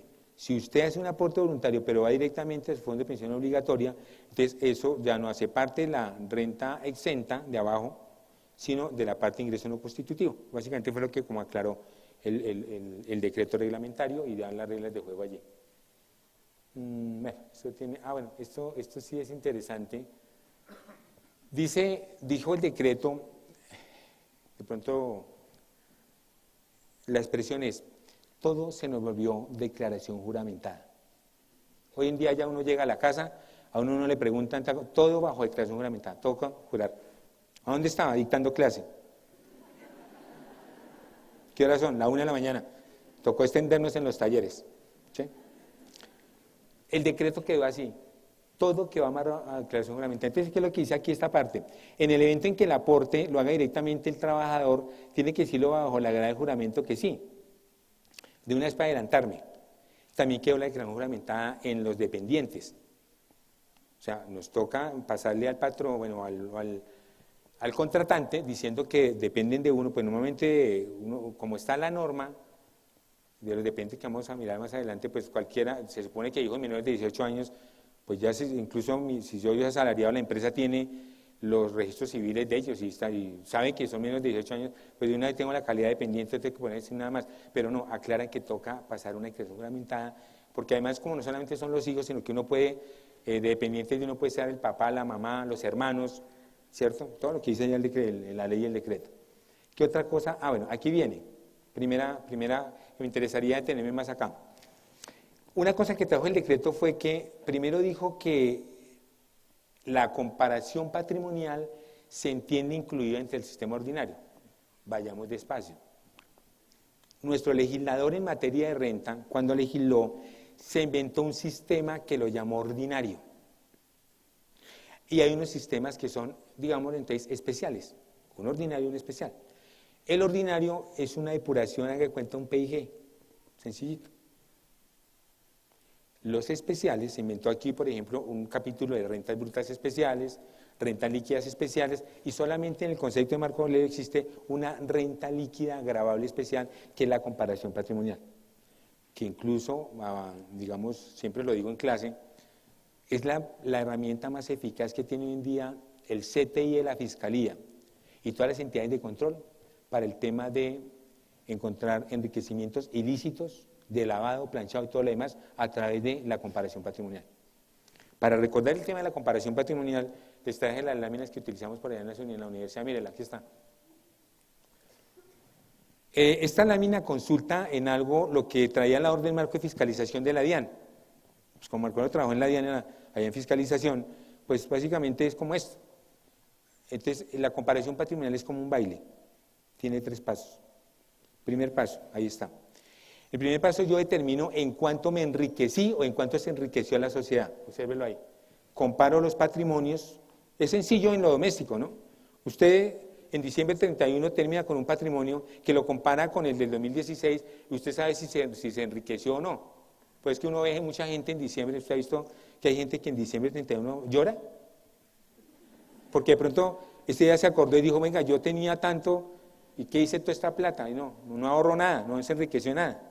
De pronto llora la felicidad porque se enriqueció mucho, ¿no? Incluso este programita lo utilizan las entidades de control chiquitas, las procuradurías chiquitas en las entidades, por ejemplo en la DIAN, la Oficina de Asuntos Disciplinarios, pues se la pasaba haciendo la comparación patrimonial a uno para ver si uno de algún momento a otro, como a cuenta de que Marco Aurelio resultó con fincas, con casas, y es decir, si el fulano se gana solamente tanta plata ahí. Esa es la comparación patrimonial, sencilla es eso. En el primer anexo determino en cuánto me enriquecí, mire, cojo la diferencia de patrimonios, hago unos ajustes por valorizaciones y desvalorizaciones nominales, que esto ya es muy especial, pero es más sencillo si uno sabe qué es una valorización nominal. Pues que usted tiene su apartamento y lo ha venido declarando, por ejemplo, por el predial siempre, y vale 100 millones de pesos en el 2016, y en el 2017 ya vale 120, esos 20 millones, no es que usted se haya enriquecido en 20, no es que usted no, que es que yo remodelé, no. Los 20 simplemente son una valorización nominal. Eso es. O sea, quíteme, por eso se restan las valorizaciones, porque quíteme el efecto de los 20, porque es que compáreme 100 con 100. No me puede comparar 120 que vale ahorita versus 100, porque entonces la DIAN me estaría diciendo que me enriquecí en 20 millones. No, yo no me enriquecí en nada. A los 120, quítele los 100, entonces 100 es igual a 100. ¿Sí? Y solamente hay unos activos que tienen valorizaciones, como los bienes inmuebles, ¿no? No es que usted diga que, porque es que ese es otro tema, ¿no? Hay una cultura en nosotros los colombianos, y uno lo veía cuando hacía visitas en la DIAN, y es que la gente declara todo su patrimonio, pero uno no sabe cómo vive, la gente no declara, ¿dónde duerme, señor? La gente no declara muebles y enseres. Mire si usted ahí cómo está, ¿usted tiene joyas? ¿Usted declara lo que tiene? Usted hace un estimativo y dice, colóquelo en que sea unos 50, 20 millones más al patrimonio, nadie declara eso. Y resulta que los activos son la cama, la mesita de noche, el televisor, ¿eh? Y pero vaya usted a casa a ver cuánto vale el televisor, ahorita cuánto vale un televisor, pero eso nadie lo declara. Entonces, por eso cuando las entidades de control, fiscalía y lo demás, hacen esas pruebas para determinar la comparación patrimonial, entonces, oiga, usted, un poco de cosas que tiene allá, ¿y eso de quién es? No es el mío, ¿y dónde está declarado o no? Los cuadros, obras de arte, gente que le vota 40 años. Entonces, es una moraleja para que usted al final determine cuánto es el monto real a justificar. Miren, aquí hay una depuración. Segundo paso, es sencillo. Si en el primero, me devuelvo, si en el primero me enriquecí, comparo mi patrimonio el año pasado con el último. Me enriquecí en 1.000 millones de pesos, la pregunta es, ¿de dónde sacó la plata? Viene aquí la justificación. Determinación del monto máximo a capitalizar. ¿De dónde saqué la plata? Entonces ahí está la receta en el artículo 236. ¿Qué fue lo que pudo ahorrar? La renta líquida gravable, la renta 600, la ganancia ocasional. Aquí en la ganancia ocasional neta, por ejemplo, acordándonos de la noticia de estos 2 últimos días, están las ganancias ocasionales, lo que vende la gata, el chance. O sea, usted puede ganarse muchos chances, puede ganarse loterías, puede ganarse el baloto. Eso tiene que estar allá. Porque si supuestamente, como que donde sacó la plata, pues usted puede justificarlo si se gana la lotería. Por eso ustedes recuerdan que en una época muy dura de nuestro país, algunas personas conseguían a los que se ganaban las loterías, era para decir, venga para acá, yo le compro el billete, yo le cobro el premio, porque a ese fulano le interesaba justificar un patrimonio sabiendo que había sido por una lotería, cuando no era lícito. Eso es un tema de lavado de activos.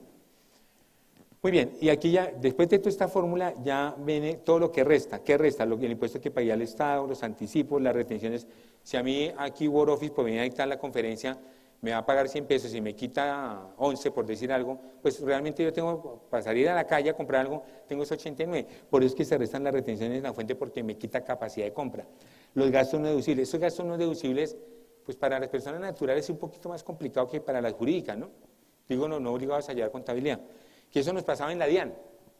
Si en la DIAN no le estaban haciendo la comparación patrimonial, pues al que me estaba investigando me tocaba ir a mirar cómo me determinaban los gastos no deducibles. O sea, ¿cómo hacer para saber que lo que yo gasto, que no llevo en mi renta como no deducible? Pues sería averiguarme la vida que yo se la contara. Por ejemplo, usted va a discoteca, ¿sí? Usted va a peluquería, ¿sí? Hoy en día ya, decía la señora, no sé qué, que fue la peluquería, que ya los hombres gastan más que la mujer en la peluquería. Uno pensaba que era antes, ¿no? Era al revés, no. Ya uno se hace más cosas que ellas. ¿Y todo eso es deducible? No.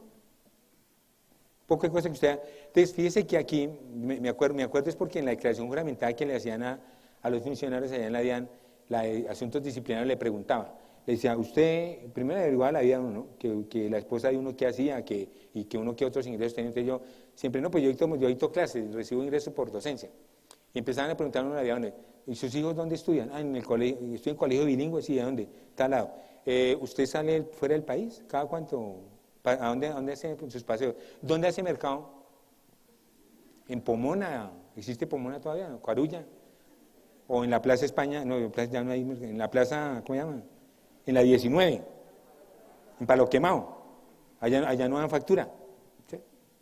Entonces, fíjese que para nosotros las personas naturales, ese rubro que en la DIAN se investiga mucho, que son los gastos no deducibles, es más complicado para que la DIAN lo pille, entre comillas. En cambio, para una persona jurídica, pues eso sí cruza rapidito, porque usted ahorita con la tarde que vean aquí con el doctor la conciliación fiscal, pues ahí va a aparecer facilito, poco de gastos no deducibles. Entonces ahí sí es más fácil para que la DIAN de alguna manera haga una fiscalización. En resumen, del segundo paso de la comparación patrimonial, yo le voy a mostrar al Estado de dónde saqué la plata con la cual me enriquecí. Recordemos, primer paso, ¿cuánto me enriquecí? Y observe que tomo patrimonios líquidos, no tomo patrimonios brutos. Tomo lo líquido, que no le pase lo que le pasó al señor el esposo de Marvel, que él cuando hizo él se inventó pasivos, y pues no, que están ocupando patrimonios líquidos. Después de que determine en cuánto me enriquecí, con cuánta plata contaba para enriquecerme. Y viene el tercer paso. Si yo no justifico mi incremento patrimonial, entonces la DIAN me toma toda esa diferencia como gravable. Se acabó. Punto. Pero es un tema administrativo, o sea, listo, y la gente hoy paga. ¿Qué fue lo que hizo la señora ahorita de Servientrega, etcétera, con las noticias que vimos? Pues la DIAN la llamó y dijo, venga para acá porque usted aquí hay un tema que no cuida. Pues ella corrigió. Yo tengo que la DIAN paga un poco de plata ya a la DIAN. Pero entonces ya surgió fue un tema que fue lo penal. Y lo penal están diciendo, no, pero es que ella robó, ¿a quién robó? Serán los hermanos de ella. Entonces el tema por eso está ahí truncado porque la fiscalía le toca probar es dónde estuvo el delito, si hubo sí o no lavado de activos, y si ella fue que sacó la plata de la empresa sin permiso de los hermanos. Son dos delitos completamente diferentes. Y este anexo sirve para eso. Entonces, mi recomendación para todos los contadores en calidad de ellos, de revisores fiscales, los gerentes, para usted personal, siempre apenas termine de hacer su declaración de renta, vaya y hágase este anexito. Que eso, de hecho, aquí yo le llamo el anexo de la infidelidad. Porque ahí es donde uno encuentra al cliente y es donde uno, después del cliente, porque es que uno puede llevar años con un cliente. ¿Cuánto ya? Alguien decía que era como el matrimonio. ¿Cuánto ya uno hace de casado? Bueno, y ahí uno no conoce a la otra persona. Uno puede llevar con un cliente un poco de tiempo y hasta que uno encuentra este necesito, oiga, pero es que hay algo que no cuadra. A mí no me cuadra usted por qué se enriqueció tanto si no tenía con qué.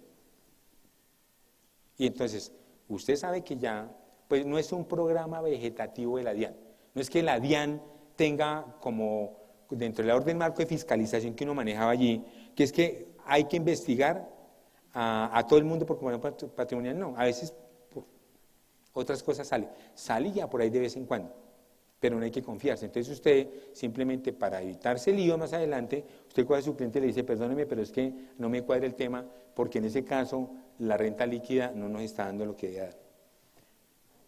Listo, termino de ahí, paso con el tema de la presuntiva.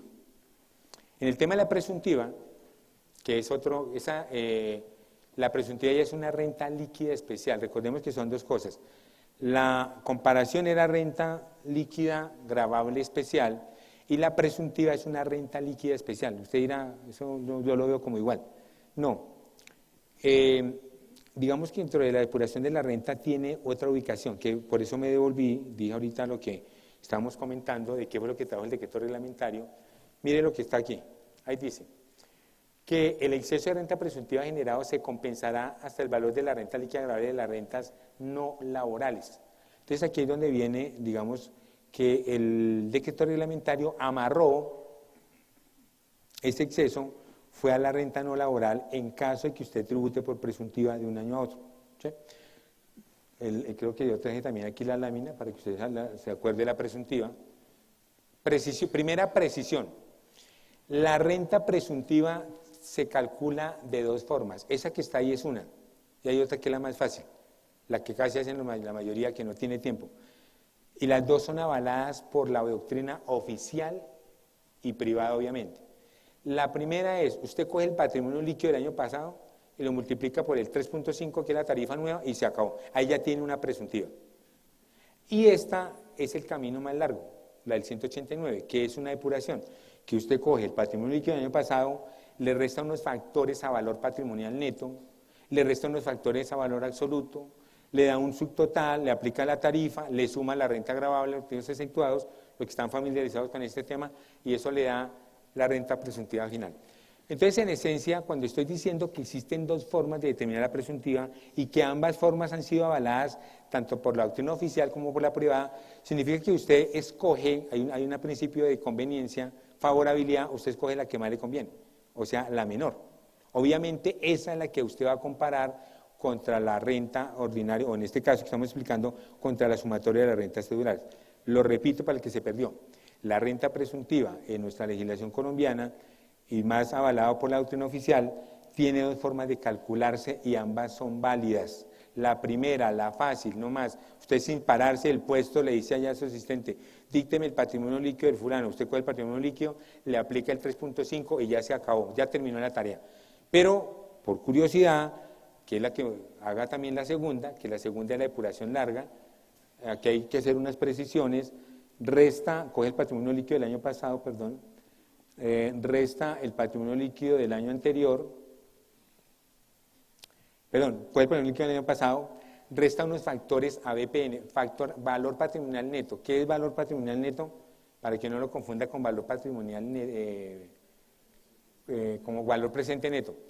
Valor patrimonial neto dice el artículo 193 que es igual al valor patrimonial del activo multiplicado por el cociente que da a coger el patrimonio líquido dividido entre el patrimonio bruto. Dicho de otra manera, ¿qué participación tienen los literales A, B al G dentro del total del patrimonio? Recordando que el literal G fue adicionado por la última reforma tributaria. Ese no estaba, o sea que ese nació en el 2016 para aplicarse a partir del año 2017. Algunos dicen, ¿por qué se inventaron que ahora los bienes destinados exclusivamente a actividades deportivas de los clubes sociales sociales y deportivos, que porque supuestamente con el nuevo régimen de la CESAL, que de pronto hacen una referencia pequeña en la tarde, muchas empresas, muchos contribuyentes que estaban allá van a pasar, que estaban bajo un régimen especial y no pagan impuestos, van a pagar impuestos, y por eso les dejaron la posibilidad de que restaran eso. Porque imagínese usted, por ejemplo, cuando nosotros le hicimos la visita a los clubes sociales y deportivos, llámese Club El Rancho, Club El Nogal, Club Los Lagartos, etcétera, allá la DIAN encontró en la fiscalización que algunos de esos clubes no cumplían con los requisitos para no pagar impuestos, y nosotros, se empezó el programa, pero por alguna razón no lo detuvieron. Cuando llevamos a dos ahí, que les cambiamos a través de resolución, se los cambiamos y los pusimos a tributar, pero pues, ¿quién se mete con los clubes sociales? Pues, hemos dicho, ¿quién va a los clubes? Entonces, bueno, aquí varios me echaron la mano. Entonces, ahí detuve el programa. Seguramente ahorita dijeron, si alguno queda ahí, pues por lo menos saque el valor patrimonial neto de todos los activos. Entonces, pues, usted va a un club, que se ha invitado, pues va a sacar la mayoría, hace que la presuntiva va a quedar en nada. ¿Sí se entiende? Eso fue lo que trajo el legislador de ayer. Lo que son factores a valor absoluto no están condicionados al porcentaje de arriba.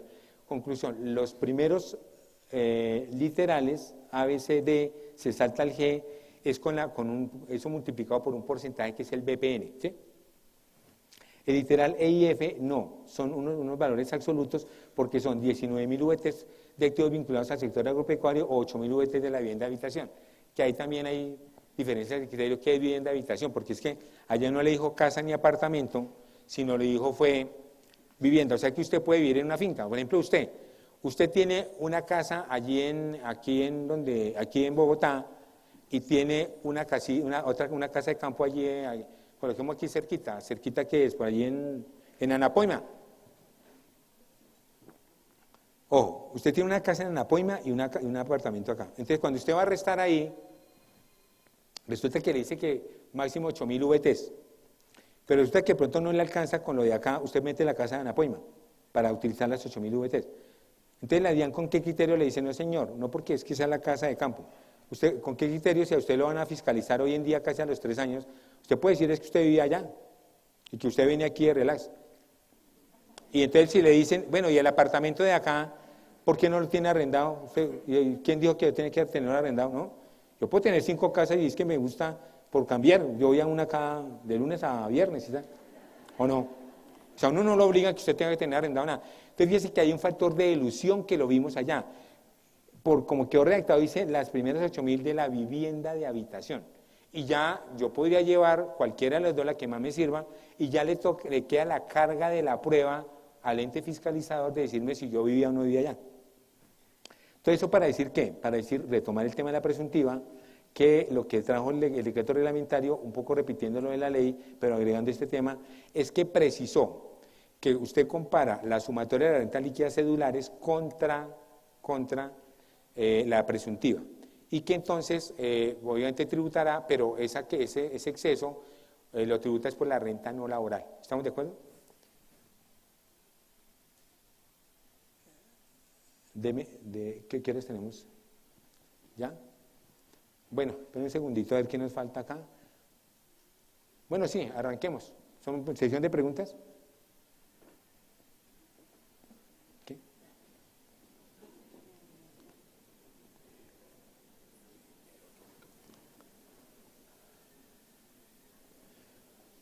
Bueno,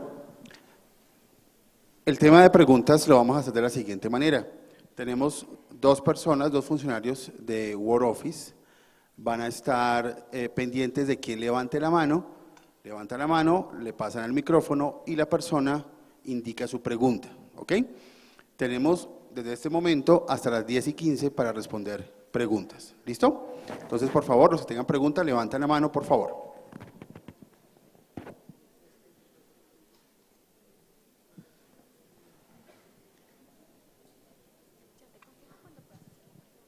Ahí. Perdón, como yo tengo aquí la visión general, yo doy la palabra allí, primera, segunda, una. Doctor, una pregunta. Las cesantías están catalogadas como renta exenta. Estarían en la cédula de rentas laborales. ¿Esas cesantías también están limitadas al 40%? No. El mismo decreto se aclaró el tema, dijo que no, que es una... Es más, ayudó ya un concepto de la DIAN que se había expedido este año, donde han dicho que esa exención del numeral cuarto del 206 es especial, por tanto no cabe entre el 40%. No. Bueno, ya no tenemos la lámina acá, pero incluso sobre las cesantías, por si de pronto alguien más va a preguntar, sobre las cesantías sí hubo un cambio grande. ¿Eso no se pierde? Perdón, se lo digo rápido, así lo retomó en la lámina. Atención ciudadanos que deben en cesantías. Hubo un cambio grande con el decreto.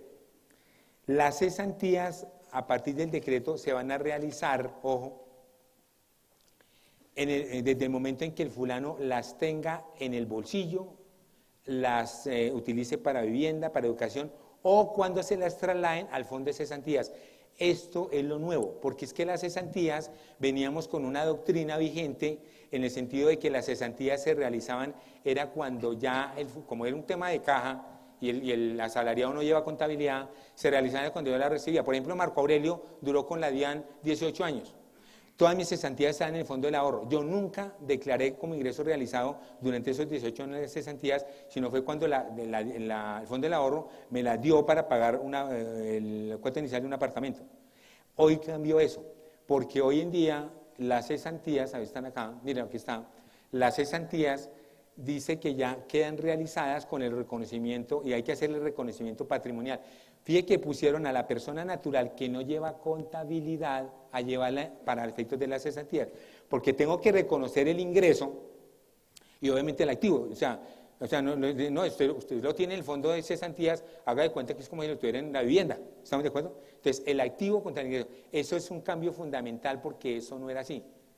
Y repito, además que porque por la legislación tributaria uno no lo consideraba, porque a veces con ese tope era que sumaba para cumplir el requisito de las 1.400 VTs para declarar. ¿Estamos de acuerdo? Entonces, eso fue rotundo cambio y gracias por la pregunta. Segunda.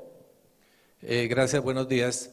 La pregunta es la siguiente: los aportes voluntarios a las cuentas denominadas AFC me pueden servir para disminuir mi base gravable de renta en las cédulas laborales de capital y no laborales? En la primera, en mi concepto, en todas se puede, siempre y cuando, repito, usted Con los usted límites. cuando haga la depuración tenga la lógica del tema. Sí. Sí, Por es ejemplo, ese mismo ejemplo que yo daba para el tema de las deducciones. Si yo Marco Aurelio, estoy haciendo mi aporte en AFC y obviamente los ingresos, ¿de dónde saqué la plata para aportar allá? Dice la norma, en el caso de lo laboral, sí se supone que ese aporte voluntario me lo tiene que descontar en mi patrón directamente y consignarlo en porvenir. Por ejemplo, en el caso de las de capital y las de no laborales, por ejemplo, a usted sí le tocaría hacerlo directamente y por eso es que le están pidiendo una declaración juramentada, ¿se acuerdan? Sí, perfecto. Sí, la pregunta básicamente era relacionada porque es que antes esos aportes de AFC estaban relacionados con los ingresos casi que laborales. Hoy en día, por ejemplo, una persona que devenga ingresos por arriendos podría hacer aportes a AFC y beneficiarse de eso con los límites respectivos. ¿Cuál sería, hablemos del inconveniente frente a Diana? Que a usted, en el caso de la AFC, allá le podrían decir que eso pertenece al rubro de las rentas exentas, pero usted en la lámina que tenemos allá, usted lo llevaría como renta exenta, que es en la parte de abajo, limitada al 40%, pero Perfecto. sí se puede. Perfecto. Sí se puede, claro que sí. Ok, muchas gracias. Allí hay una y allá hay otra. Mira, colaboras con el, aquí hay 3 y 4. Lorena. Por favor, se mantiene de pie para hacer la pregunta. Gracias, doctor. ¿Cómo me le va? Bien, gracias. Tengo una pregunta que tal vez no la hemos tocado, pero es la siguiente. Actualmente se utiliza mucho la figura de la fiducia para adquisición de vivienda.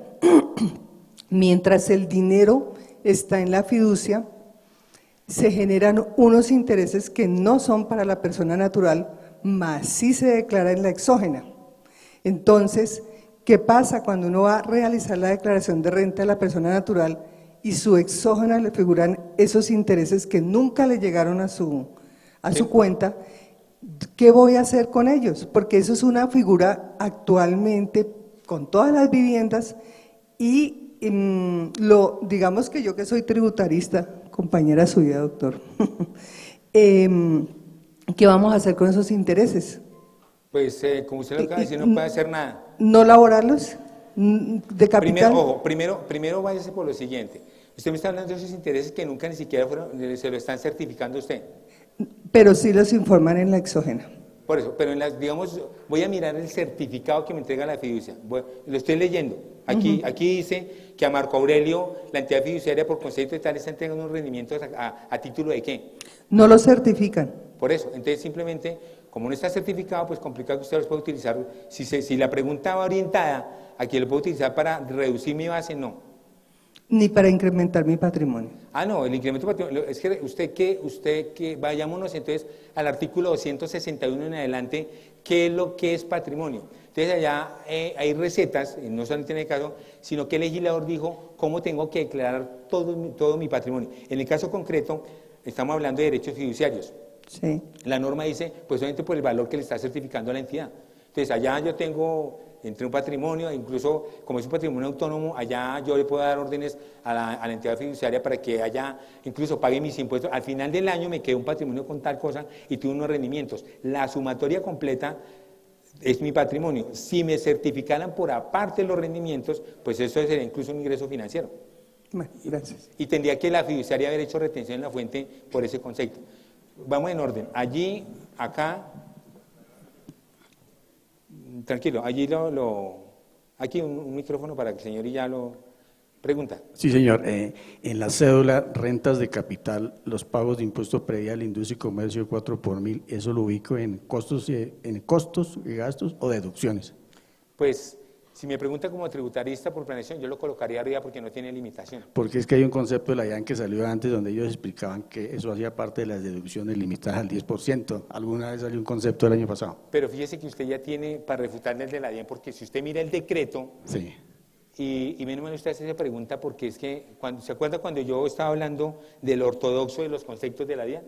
Ah, Si usted quiere ser ortodoxo, entonces váyase por el camino ahí está. Usted no se tuerce. Resulta que usted, además de ese concepto que pidió Pedro Pablo, si fue Pedro Pablo el amigo de... Sí, sí, exacto. Resulta que ahorita con el decreto no le está No taxativamente está diciendo, claro. no está haciendo precisión al Lo que respecto. pasa es que obviamente, y con todo respeto, porque yo trabajé allá y yo defiendo mi entidad ante todo, la entidad que me dio de comer durante 18 años y que todavía me está indirectamente dando de comer porque pues yo vivo de la asesoría, uno tiene que ser un poco consecuente en que cuando usted le pregunta, hay cosas que la DIAN saca per se, y per se es porque de pronto por allá hay un contexto que dice saquemos un concepto para aclarar el tema, pero hay conceptos que sacan es porque la gente pregunta, y a veces cuando la gente pregunta, pregunta mal, y cuando pregunta mal, entonces la DIAN le contesta en favorable para ella porque es un tema de fiscalización. O sea, la DIAN de hecho no puede ser abierta si no es fiscalista, es obvio. Entonces, la pregunta concreta yo lo llevaría en la parte de arriba, ¿cierto? Obviamente que, claro, si yo hago ya me pongo un estudio, digamos, muy dogmático del tema, entonces diría que es que como aparece en el artículo 115 y que como dice que impuestos deducibles, ¿sabe que le voy a colocar otro ejemplo? Para que usted ahorita se nos siente y siga pensando. Sí. La DIAN, nosotros allá le aceptamos como deducción a las empresas a todas las empresas de transporte, etcétera, con vehículos propios, les aceptamos el impuesto de vehículos que usted ni siquiera lo ve ahí en el artículo 115. Exacto. Y entonces, obviamente el de la DIAN decía no porque si ni siquiera está ahí, pero cuando se fue toda esa gente allá y pidió cita con presidente, ministro, director, y llegamos a un comité, se fueron el gremio y dijeron, espera un momentico, ¿por qué usted le acepta el impuesto predial a un fulano que tiene un apartamento arrendado porque hay relación de causalidad? Y resulta que en ese momento yo no pago impuesto de vehículos, pues ¿por qué no tiene relación de causalidad? Entonces hay un mar, dijeron los asesores de estas empresas, no me mire por el artículo 115, míreme por el artículo 107, que eso es un mar. El 107 le cabe lo que usted quiera, porque el 107 es sencillo, expensas necesarias, relación de causalidad, todos los conceptos que tengan, relación de causalidad, necesidad, proporcionalidad, etcétera, con la renta. ¿Sí? Perfecto. ¿Estamos de acuerdo? Bueno, muchas gracias. Aquí que iban a aclarar algo del anterior. Buenos días. Con respecto a la duda que tienen sobre las fiducias, cuando una persona compra un apartamento sobre planos, usualmente va dando una plata por anticipado. Esa la tienen que consignar en una fiducia. La constructora aún no ha iniciado el proceso de construcción. Eso está a nombre del que está consignando, o sea, que está comprando el apartamento. Esos intereses que ganan son del que depositó la plata, todavía no son de la constructora. Que ahora las constructoras cogen esa plata y la utilizan ellos es otro cuento. Pero esos intereses deberían abonárselo a la cuenta del apartamento que compró. Ok. Sí. Pues sí, es decir, pero está bien. No, por eso, importante lo que está aclarando es interesante porque eso incluso le sucede a uno. Lo que pasa es que, ¿sabe qué es lo que ocurre? Usted tiene toda la razón. La invitación para todo el mundo es que cuando haga esto, lea entre líneas ese contrato de fiducia. La gente no lo lee. Es más, usted cuando estaba contando el cuento me pasó a mí. Porque se resulta que efectivamente la plata, eso es un encargo fiduciario, aparece allá y pues es obvio que debería todo corresponderme a mí. Pero por allá en una partecita que una cláusula que no, porque en caso tal, la entidad fiduciaria, la constructora, se abrogó el derecho de coger esa plata, esa parte. ¿Sí? Listo. Allá. Buenos días. Para Buenos el caso que días. están hablando de Ay. cuando una persona natural, los profesionales exactamente, que tienen tanto ingresos laborales como ingresos de independiente y que llegan a utilizar más de una persona, deja de ser laboral y se convierte a declarar como no laborales. Entonces, el profesional que paga gastos de oficina, paga secretaria, paga todos esos gastos necesarios para que funcione la oficina, va a deducir la totalidad de sus gastos y además tiene derecho a las deducciones que tiene un trabajador porque también tiene la parte laboral. Entonces tendría divinamente para aplicar las dos alternativas que tiene porque está ganando tanto laboralmente como independiente. Sí. ¿Hay alguna limitación para No, eso? pues obviamente las mismas limitaciones que vimos acá. El ejemplo es sencillo, Marco Aurelio, por ejemplo, está asalariado, hay una relación laboral legal y alimentaria, por tanto mi cédula es laboral. Resulta que además yo me puse a llevar asesoría siendo asalariado y entonces contraté para las 2 o más personas, ¿no? Contraté 2 o más personas, por tanto aterrizo, por un capricho legislador, aterrizo en la cédula no laboral. Cuando hago la depuración de mi cédula no laboral, pues el cuidado que tengo que tener es que la detracción que hago de ingresos no constitutivos, de costos y gastos, abajo le están las limitaciones, deducciones. Lo que yo le leí en la ley es que el de la DIAN va a mirarle es que cuando usted está llevando aquí y allí, no esté llevando doble beneficio respecto al mismo concepto. Por ejemplo, yo podría pensar, el mismo tema, si yo tengo intereses para vivienda, yo podría llevar una parte aquí y otra parte allá. Porque si todo no me sirve aquí por la limitación del 40, es el mismo certificado. Al de la DIAN le tengo el mismo certificado de la vivienda. Dice que yo pagué 24 millones. Pero ahorita que solamente pude llevar una partecita dentro de la cédula laboral y la otra partecita la puedo llevar acá. ¿Por qué no? Entonces ahí es donde viene el criterio de estoy utilizando el mismo certificado, pero no estoy utilizando un doble beneficio porque mi certificado da por 24 millones y yo estoy utilizando, por ejemplo, 4 y 4, 8 y 8. ¿Se entiende?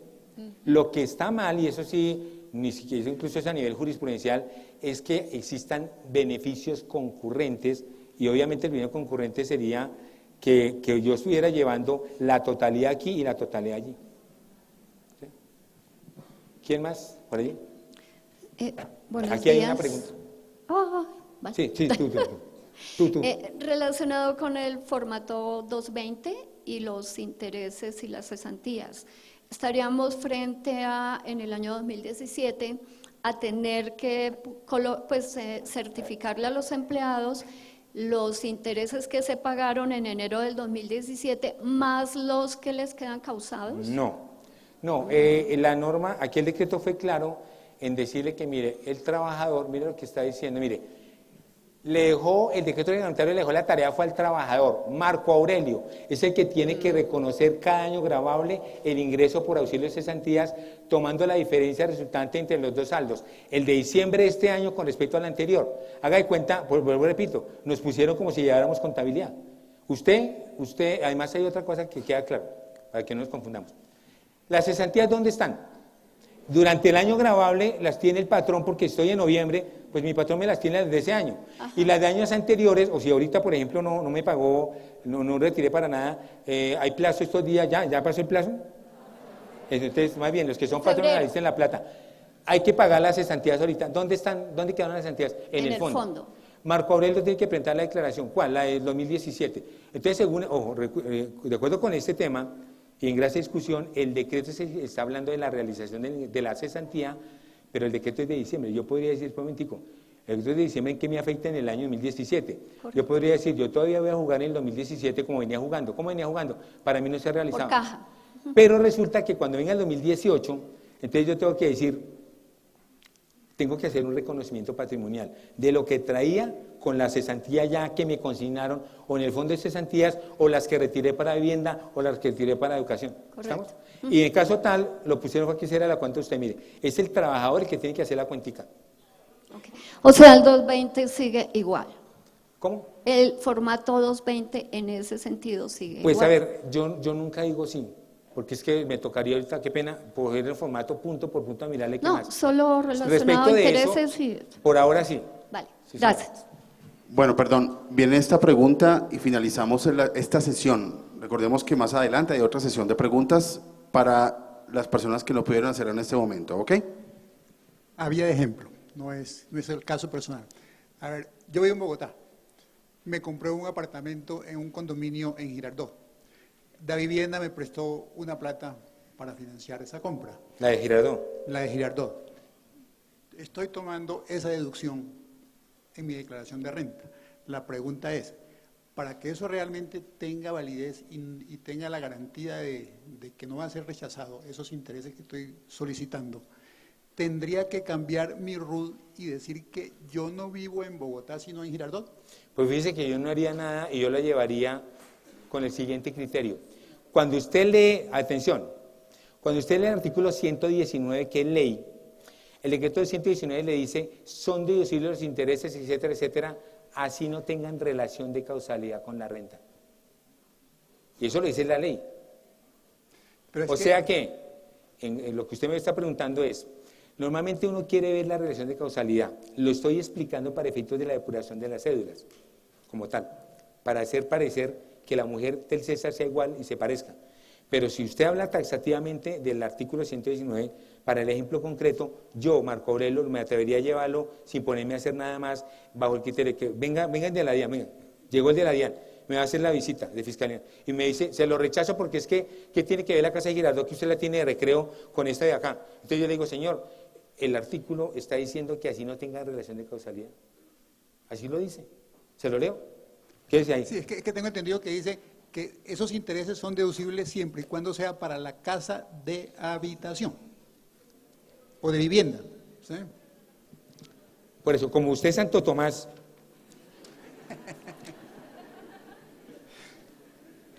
artículo 119, deducción de intereses sobre préstamos para adquisición de vivienda, aunque no guarden relación de causalidad con la producción de la renta. Lo repito, aunque no guarden relación de causalidad con la producción de la renta, también son deducibles los intereses que se pagan sobre el préstamo para adquisición de vivienda del contribuyente. Lo que pasa es que, recuerde que usted es el que tiene que hacer parecer que usted vive en Girardot. ¿O no? Muchas gracias. Nos vemos después del receso.